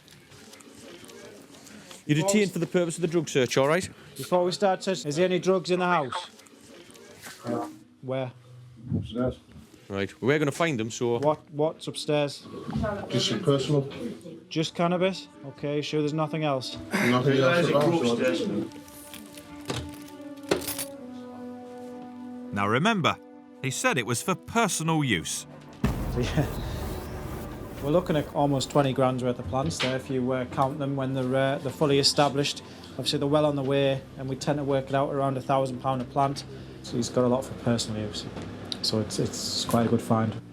Downstairs, the green-fingered suspect seems more concerned with his front door than the fact that a cannabis crop has been discovered. The door, look at your handle and everything. Look, man, I would have let you in, stand doing that to me door. And is becoming increasingly agitated. Whoa, where you going now? Well, I want to see what you're doing. No, I was wanting to see what he was doing in there. Put your shoes on. He's going in my cupboard where I don't want him to go. Why not? Because I did it. Why not? There's something in there that shouldn't be. Yeah, I'll tell you what it is. Shows the one. Whose is the bike in there? Mine. Just relax. Mine. Relax, just calm down. Get off with hands, will you? Calm down. Get off us. Get off us now that I bite nose on. I don't think you will. You won't. Just calm down, all right? Just calm down, right? Well, let's sit down or something. Right. We'll be fair with you, all right? If you kick off, sit back down. This is making more. Right, well, we're pre-warning you first, aren't we? He's upset the cops have made an unusual discovery in the kitchen cupboard. Is there any documents for the bike in here? Can I have a vehicle check, please? Hold it, mate. Sit tight. Well, I just want to get the insurance and all that, man. Yeah? Just chill out. I can shout up. They might have it on the system. There's all the bags and stuff What are you up. doing with your bike? Tell us Sorry, what mate. you want to do with your bike. We're checking it out to make sure it's legit. Then I might tell you. Do what you want, but if you or anything, I'll make you pay for it. That. Came into the address. Upstairs we found a cannabis grow. The occupant is a little bit hostile and he's upset the fact that we've located a scooter. He's got the V5 for it, as per P&C. With the scooter checking out, a few taps on the door and it's as good as new. Now it's just a small matter of removing the 24 cannabis plants, plus the equipment used to cultivate them. It's all right, mate. Aaron, if you're free, could you just come to... This is the South ARV. They've just got some plants to book in. It's a lot of hard work to get all these now and book them all into our property store, so the lads are going to be tied up for a couple of hours, getting them all bagged up. And obviously we're not just seizing the plants, we seize the equipment as well, so you can't just set up again as soon as it's being dealt with. We find stuff like this all the time. You'll be surprised in neighbourhoods how many houses there'll be that have dedicated rooms to mini cannabis farms. The suspect was found guilty of the production of 24 cannabis plants. He was given a 2-year conditional discharge in order to pay £100 in costs. The drugs and equipment were removed and destroyed. It's a great result for the Interceptors.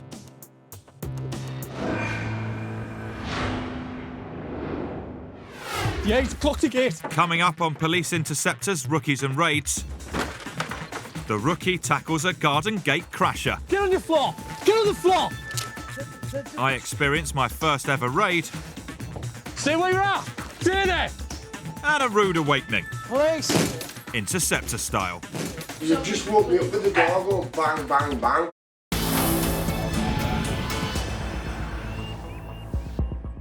Police Interceptors, Durham and Cleveland's most formidable law upholders.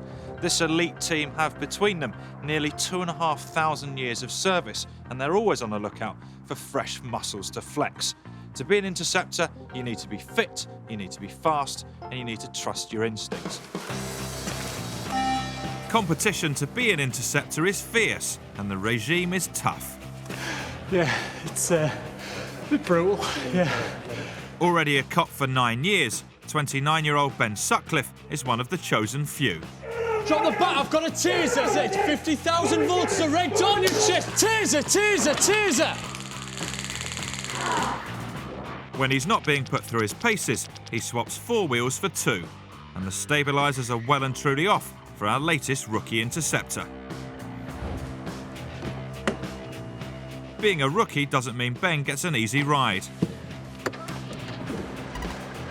I love coming to work. I get excited at the start of every shift. I get excited going to work. I've always wanted to sort of serve the local communities and sort of give something back, and this is my attempt at doing that. It's a great job. It's not long before Ben gets a shout to assist the local 999 response team. Yeah, no worries. I'll show up north side and I'll see where they want us. As a trained entry officer, they need him as an extra pair of hands to get into a house. Coming out to the door now, please. It's police. Obviously, if he doesn't start coming down sooner rather than later, then we're going to have to start just looking at going in. They'll just move the curtains again, then... If you don't come and open the door now, I'm going to smash it in. What? I've got a key out there, you'll get in. I'm going to give you to the count of 5, and then I'm going to smash the door in. 1, 2, 3, 4... Ben, red key in hand, goes to cover the back and discovers the door is unlocked. While he checks the rest of the house, Everything you do, see me, giving it evidence. the suspect is arrested. Sit down. Ben goes back to the house. It was just a seat. Massive smell of cannabis.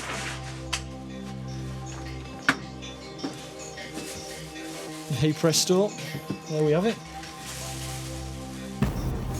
Cannabis, really sweet, potent smell. He alerts the investigation team about his find.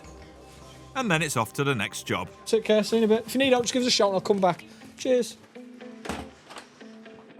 The Interceptors patch covers a vast area, and they're the go-to guys when local teams need backup. We're not just roads policing, we're still a cop first, so we'll still go and assist neighbourhoods, domestic violence unit, CID. Yes, we have specialisms, but we're a cop first, specialist second.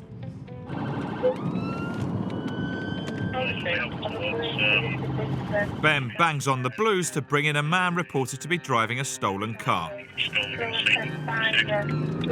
As a rookie interceptor, he's trained to handle high-performance vehicles. His skill gets him to the scene first. Yeah, vehicle stopped. Where he boxes the suspect in. Do us a favour, mate, jump on the car for us. Because all it is, your car comes back as stolen. Stolen? Yeah. The suspect is adamant he bought the car in good faith. If it's a simple mistake, it's a simple mistake, all right? But we've got to deal with it as such at the minute. Deal with it 2 seconds. The guy's confused about what will happen to the car. The car won't get seized, will it? The car will, yeah. No, it's got insurance. No, but it'll still get seized. Doesn't matter what you've paid for it. You could pay £10,000 for a car. If it's a stolen car, it will go back to the owner or their insurance company. Following strict procedure, Ben arrests the fella. We've got a report as stolen, all right? So we're going to take you down the nick, get you questioned, get you interviewed, and then we'll go from there, OK? The local team take him to the station for further questioning. Now rookie Ben's on his way to bring in a suspect who earlier gave the police the runaround. So, male wanted for theft, so we're going to just cover the back onto this street, and then if he runs, hopefully I'll be quick enough to catch him.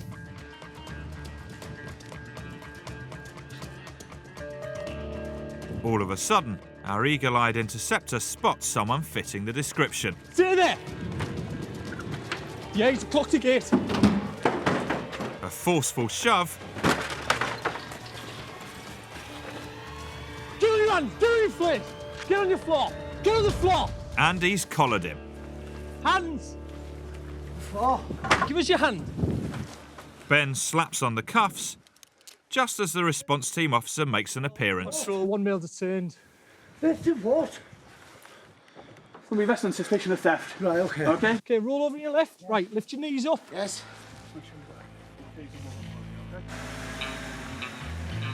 One little cops. I'll take that. The garden gate crasher was arrested for theft, but charges were dropped and no further action was taken. All charges were dropped and no further action was taken against the alleged stolen car driver. The previous owner reported it stolen after it was sold on. And the suspect who left the back door open has been bailed pending further inquiries. The investigation is ongoing.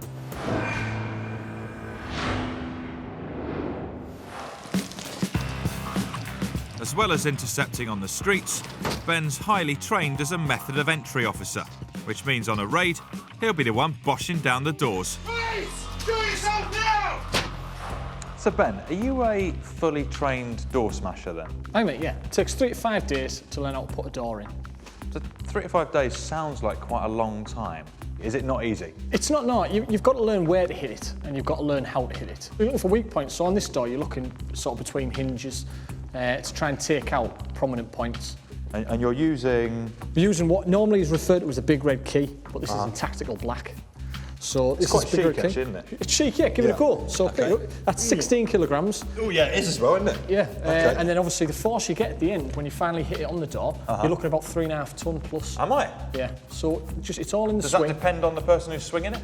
It can do, but it's all a technique. It's all in technique. So even a little guy like me... Is that what they tell you? Yeah, it's all in the technique. So a little guy like me can still use something so heavy and still give the same pressure out.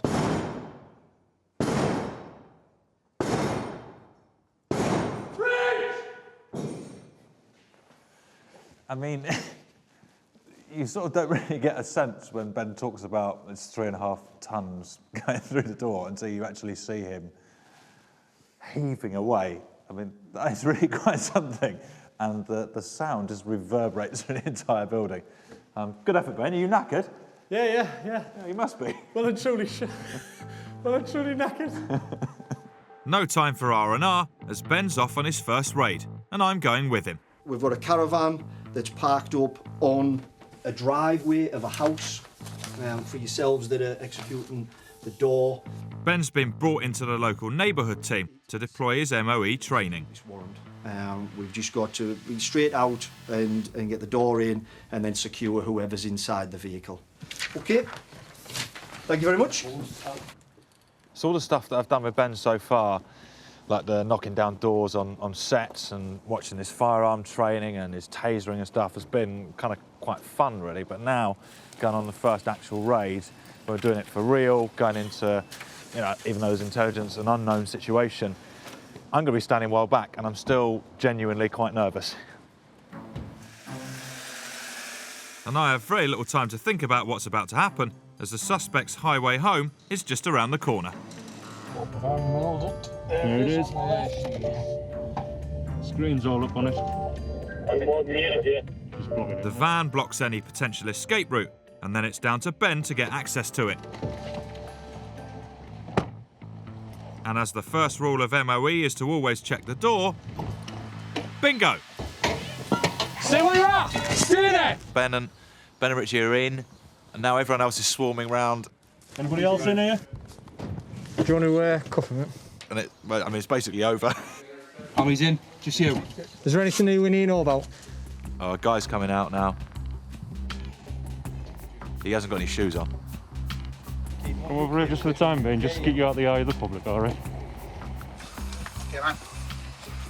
Ben, it all happened so quickly. I got out of the van, all excited, and it was over. It was quicker than I thought. It was quick. Really quick. Basically, we go off the element of surprise. We were in an ideal spot where we pulled up. straight out, straight down the inside of the van so he couldn't see us. First thing we always do, try the door. If we don't need to cause any damage, don't cause the damage. What's the point in making that work for ourselves? Yeah. And So unfortunately, all of your big red key stuff. All the big red key. No need. The door's It open. was a waste of time. Jumped straight in there. He was laid on his bed, cuffed him, and then brought him out. Nice, calm manner, so everyone's safe and everything like that. So your first raid as an interceptor? Yeah, successful. Passed off peacefully, no issues. After searching the caravan, the officers didn't find anything, so the suspect was released without charge and no further action was taken.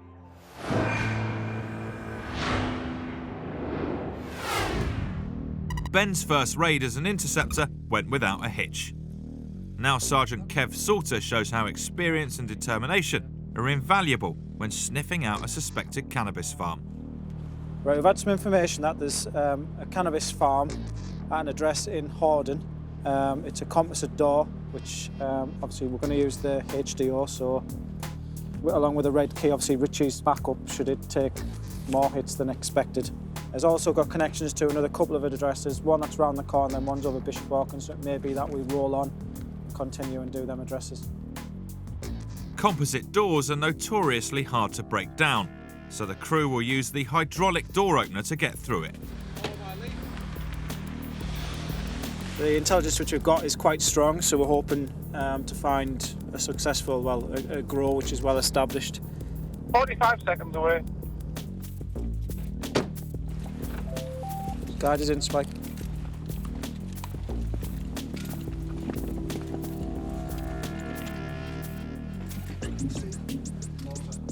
Go.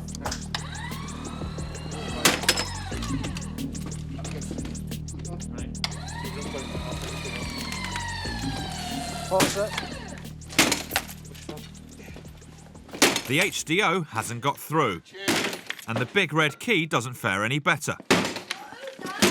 Police! The noise eventually wakes the sleepy residents up. Stay back from the door!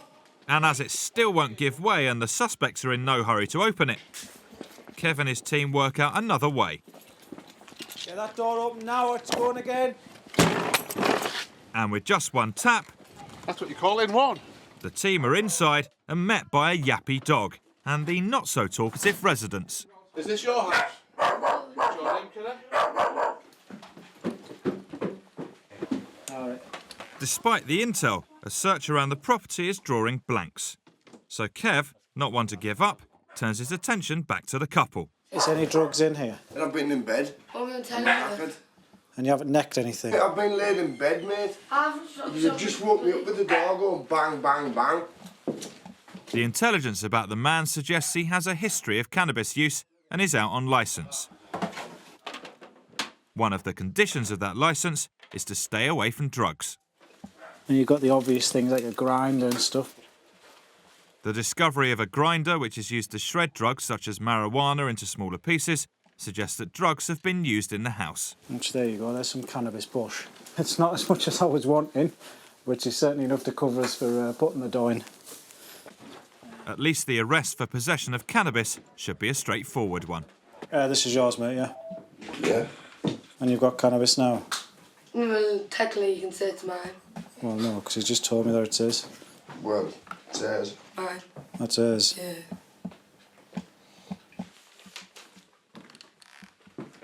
The woman admits the drugs are hers. While her ticket's being written, she's surprised the cops aren't entirely convinced she's the owner.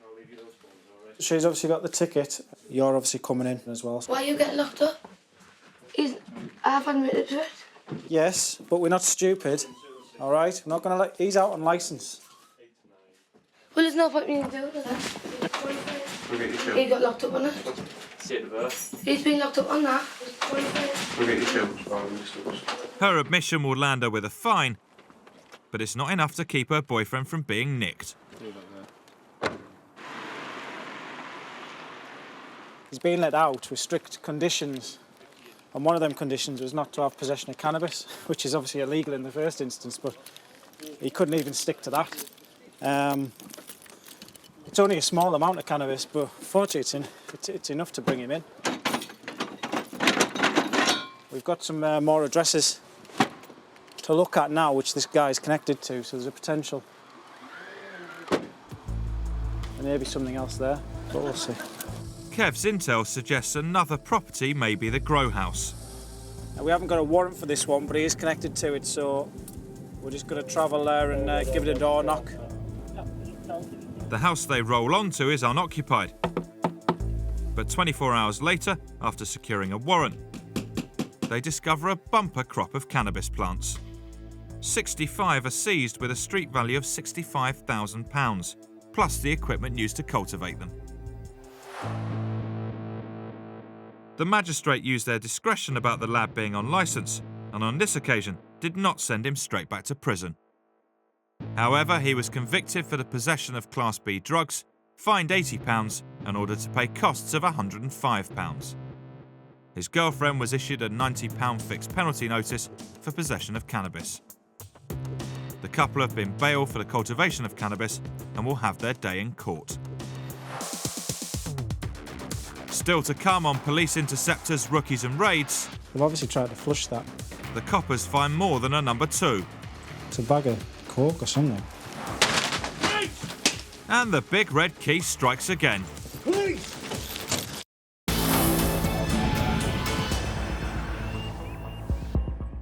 Interceptors have to be the master of all their trades. As well as policing the roads, they take on specialist roles, including armed response. OK, next detail, stoppage drills. These coppers undergo a firearms refresher course every 3 months. Watch your front. Because life-threatening situations demand that they turn to their big guns. Stop it! It's impressive, but it's not just fitness and sharp shooting that get results on a raid. You also have to have intelligence and a keen nose for the truth. The illegal drug market in the UK is extremely lucrative, earning criminals around £8 billion every year. It takes a lot of lives away, caused a lot of our crime. Obviously, people committing crime to try and fund the habit. In this classic Interceptor story, they fight back. They've received enough intelligence to run a multi-team drugs bust across their patch.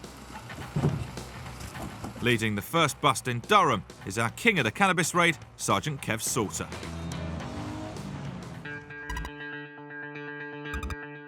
We're just pulling up in the street. We're going to park out of sight. Arriving at the target address, Kev's joined by other officers who will be putting the door in.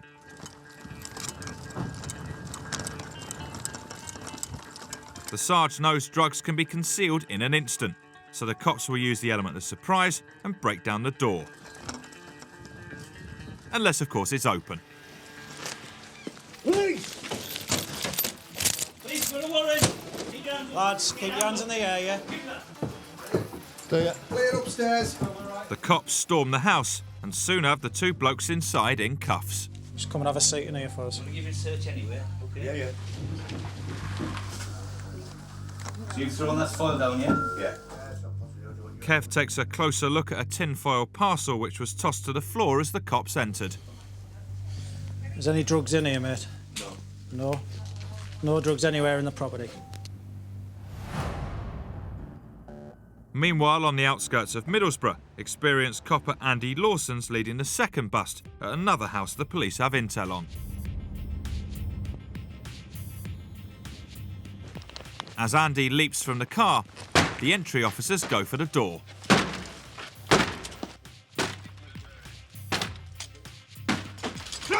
But the experienced interceptors run straight into a critical situation.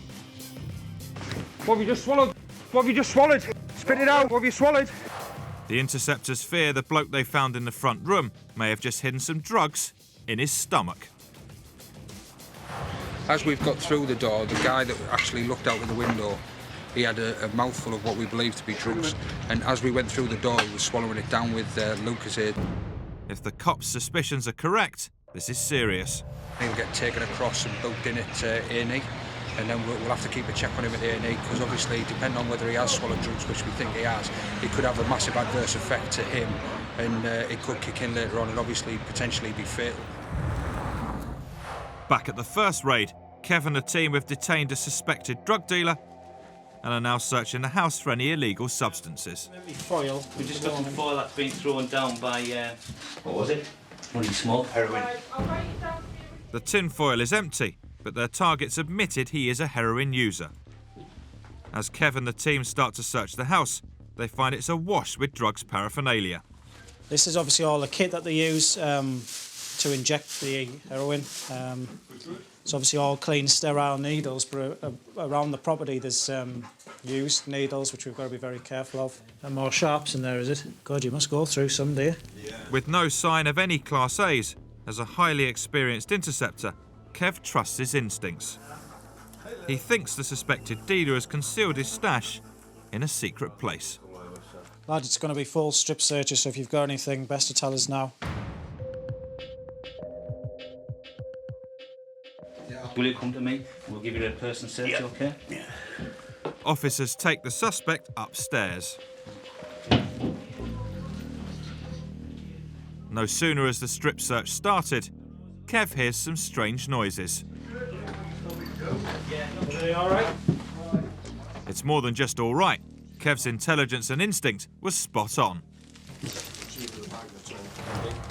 This is the substance which he had plugged up his backside area. He's just going to be arrested now and taken to police custody for possession with intent to supply. Looks like heroin. Says who seized this? Sorry? I've seized it, yeah. Oh, okay. 10.25. 10.25 gram. The drugs did turn out to be heroin, with a potential street value of around £600. The man was later found not guilty of possession with intent to supply a Class A drug, but guilty of possession of heroin and sentenced to a 12-month conditional discharge and a victim surcharge of £15. No further action was taken against the other bloke in the house. In Middlesbrough, the man who Andy suspected swallowed some drugs earlier on did not show any signs that he'd necked anything illegal. During the house search, the cops found a small bag of cocaine, but the bloke was entirely innocent of any drugs offences and was later released without charge.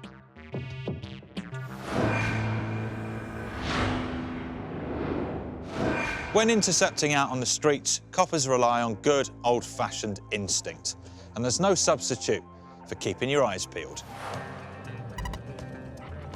In Darlington, Kev Salter's back on the road with rookie Pete Tate, in pursuit of a silver Ford pickup truck that sped off when it spotted the Sarge's car.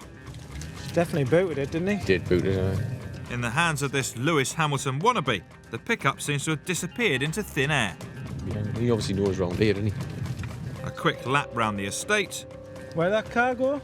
And a chat with some of the locals. First right. First. Probably gone all the way round by the river. They must have been going quicker, hadn't Oh yeah, it flew down here. Yeah. All right. Thanks. Which was the wet tyre tracks. Yeah. And there it is, the silver Ford pickup. It's it there. But minus the driver and his passengers. Am I all right? Where's the lads gone out with this car? I was down there, I heard handbrake screech and then I just saw them all leap out of the car. All right. Two blokes and a girl, they just ran off. Now they know they're looking for two blokes and a girl. Bit of bottle in the front could be a sign of why they've ran off. Got nothing on all the systems, I've looked. Kev knows that people with something to hide don't hang on to have a chat. So have they run, or are they playing hide and seek? Our hunch at the moment is this house here. Obviously this car stopped, screeched to a halt right here in the middle of the street. Now, if they wanted to get away, they could just go straight over the grass and out onto another road, which they haven't. They've just stopped there. Alternatively, if you were going to run from this street, you would drive it to the end and then run the least amount of distance to get out of sight. They've stopped it right in the middle, which is giving us the indication that they've got into a property along here. So it's hide and seek. Doors open in here. Hello, is anybody home? Not all house searches need the big red key to unlock the door. Sometimes it just happens to be open. Hello, it's the police. Hello? At first glance, the house seems unoccupied. Hello? Hello? What's up, man? How you doing? Where you going? Yeah. How many's in a bed? 3 in a bed then, eh? Right, jump out. What's up, like? Because You you're know under what's arrest at the moment. I don't think so, like. I think so. I think so, like. Because you know what it's about, right? Oh my God, what do you know? Still we are. You know what we're speaking to you about, right? You're arrested at the moment on suspicion of theft of a motor vehicle. Theft of a Right? motor vehicle? The silver vehicle outside, which I saw you driving just across the road, made off into here. All right? Well, listen, I think the best thing to do is take me down the station, yeah, and have a good sleep. This fella clearly wanted his mid-morning nap. I can't be asked for this going here. You could sort this out here now, yeah, because Right. all it is, Well, we yeah, could. I'm tucked up, yeah. We know we both saw. I saw you driving that car, right? I saw you driving that silver car outside, yeah? Yeah, it's unusual behaviour for three people to be in the bed, isn't it? Unusual behaviour? Well, that's my cousin and that's my boyfriend. Well, that's even more strange. Yeah. How's that strange? It is. Howard, downstairs. Let me get my shoes on. Well, stick your shoes on. And what Kev doesn't know yet is that two of the three bedmates don't even live there. I think you're proper out of order, yeah? Right. Once downstairs, they need to link the driver to the car. Have you got a driving licence, do you? Huh? Have you got a driving licence? Like, tell you? Or No, I'm asking you, do you have a driving licence? Just stop here, I'm asking you, do you have a driving licence? I'll check you on the system, I'm just asking, do you have a driving licence? Do what you like. Well, do you have a driving licence? It's straightforward. You're not going to answer. Fine. How would you... Cause, Do you want us to take it? yeah, we'll check. You're locked up on suspicion of theft of the car. A quick chat with an attending officer, and Pete unearths information which may prove the car is stolen. The female in there, the blonde, she was locked up last week for TWOC. They wrote off a load of vehicles. With him driving? With him driving. Oh, so he's on bail for that, is he? And the blonde in there was locked up for TWOC as well. Right, all right. That was last week. Champion, I'll just go and tell her, mention the care. Colleagues have said that this same male was involved in similar incidents of taking vehicles out consent and causing collisions elsewhere in the Darlington area, for which he and his partner were also arrested. So we're going to go in and bring them all in and find out exactly what's going on. We're going to put these on you, okay? Because you're a little bit anxious, aren't you? I know you're very, very nervous, right? All we want to do is just get to the bottom of this. And your fella's not really being very sensible, is he? Result. Just a matter of finding the key now for the car. He's being lifted at the moment on suspicion of theft of the vehicle just because we don't know who it belongs to. The chances are he's going to be disqualified from driving. I have no doubt he's got no insurance to drive it. Nah.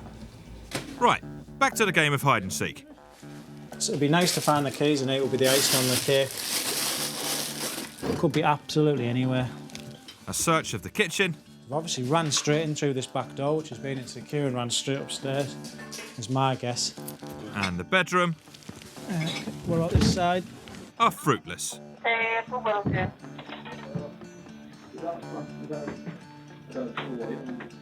But then Kev finds something suspicious floating in the toilet. Bear with me. Pete, I've got a job for you. Ah, the perks of being a rookie.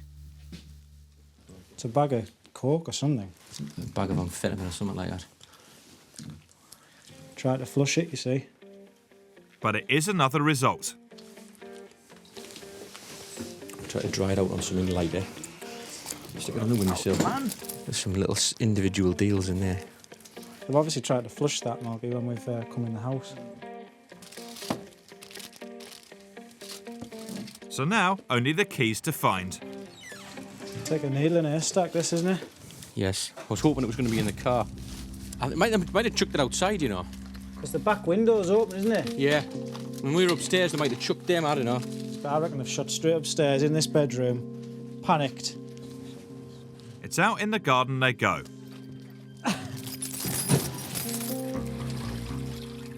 Oh, is that a sausage? It's like a condom full of stuff, doesn't it? That's a sausage.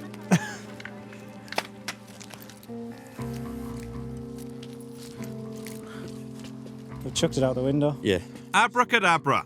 We've got the keys, mate, which makes it a lot. It's a Ford keys, matching the Ranger, so that's all right. It's a great result for the rookie Interceptor.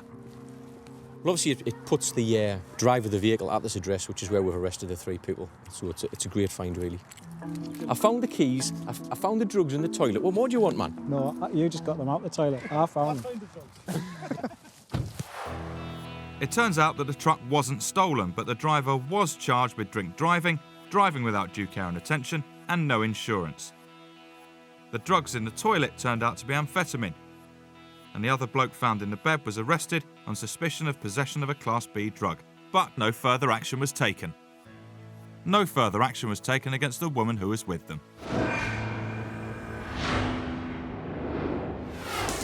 Still to come, it's Interceptors 1, double glazing 0. And I buckle up for a ride with the Blue Light Brigade. I think you've done a little bit more than 35, if I'm honest. Yeah, car's knackered, isn't it?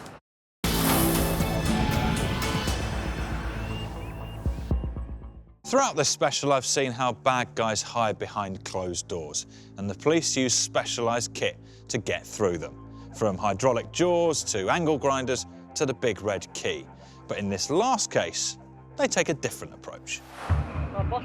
In this classic clip, the Interceptors are responding to intelligence about a drugs crime on an estate. Hey, we're nearly there. The property they're targeting is a downstairs flat. Intelligence tells them that what looks like the flat's front door only goes upstairs. The team are going to hit the front window and back entrance simultaneously, so the occupants don't have time to run, hide, or destroy evidence.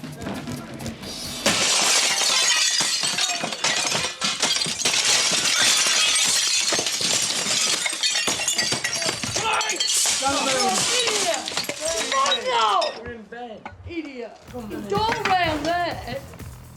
Best alarm clock in the world. It's 10 a.m. and the suspects here were happily snoozing away before they were rudely awakened by a cold shower of glass. Leave your hands where I can see them. Get your hands up! Get your hands up! Idiot, what? That is just me off. Yeah, I'm always grumpy before my first cup of tea.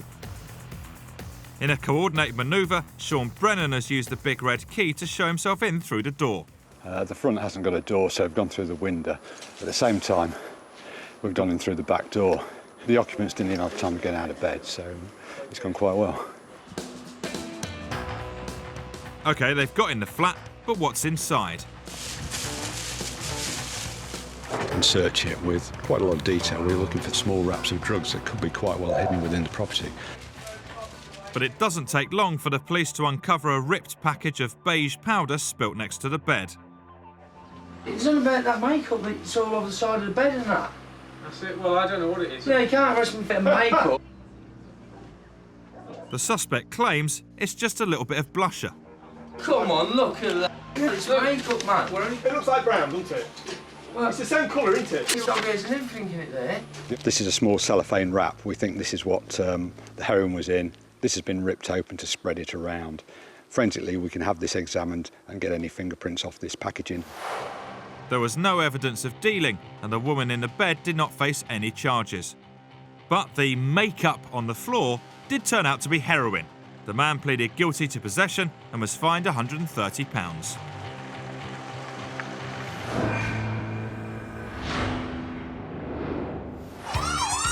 From smashing in windows and doors to solving crimes on the street, I've seen how an interceptor's job is to deal with problems as they happen. Do you want tasering? No. Do you want tasering? Now I'm about to take the front seat on a shift as I hit the road with Ben for the last time on a cold Sunday night. What are the peak hours for crime? Crime never sleeps. Ah, good motto. Crime never sleeps. You should get that tattooed.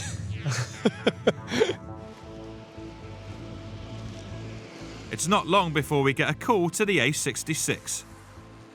On this snowy night in County Durham, it becomes clear that icy conditions and an inexperienced driver are a potentially lethal mix. Go through what's happened. Well, I was just driving along here and it was about 35 mile an hour, 40 mile an hour. Next thing I know, the car's like just skidding across, bangs into there, goes across there and then comes back. So we heard on the radio that there was a couple of cars stopped on the carriageway and people out on the carriageway, so we came to check it out. This young lad was driving his car, has obviously lost control, hit the central reservation, bit of damage to the front. A lot of the barrier has been taken down, so he thinks he might have been travelling relatively fast. I think you've done a little bit more than 35, if I'm honest. I actually was 35, 40 top, that's it. But you look, you've got about 100 foot of Amco barrier down the central reservation You've got your bumper over there. What injuries have you got? It's just my head where the airbag's Where the airbag's gone off. Other than that, you're safe and well, yeah? Yeah, yeah. Fine. Right. Have you been drinking at all? Last night. Last night. What time did you stop drinking? About 2:30 in the morning. 2:30. Right, no bother. Let's go to my car, we'll quickly get your breath tested, and then we'll go from there, all right? Any driver involved in a crash is asked to take a roadside breath test. As this lad's admitted to having a drink in the last 24 hours, the test will reveal if that's the reason he lost control of his car. A nice big seal, nice long breath, okay? Keep blowing, keep blowing, keep blowing, keep blowing, keep blowing, keep blowing. Right. 0, all right? So good as gold. Not to worry about, all right? You've clearly left it long enough, all right? Pull that little plastic tube out. As well as your car, that is a memento of the day, all right? Well, I reckon he'd rather have his car in one piece. What looks like a small accident has massive repercussions. It's already closed half of one of the main arterial routes through the county for 2 hours. So while he waits for a lift and no doubt a telling off from his parents, rookie or not, it's up to Ben to take charge of the clean-up. From taking witness statements, communicating with the ambulance team, protecting the crash site, liaising with the highways agency to recover the car and repair the Armco barrier. His insurance premium next year, he's took an Armco barrier down, you're going to have to close the A66 just to get that fixed. Yeah. And obviously the car is pretty much a write-off, you know? Yeah, the car's knackered, isn't it? In the short time I've spent with the Interceptors, I've seen them bash down doors and trained to be harder, faster, fitter and stronger than the rest of us. Taking risks so we don't have to is all in a day's work for the Interceptors.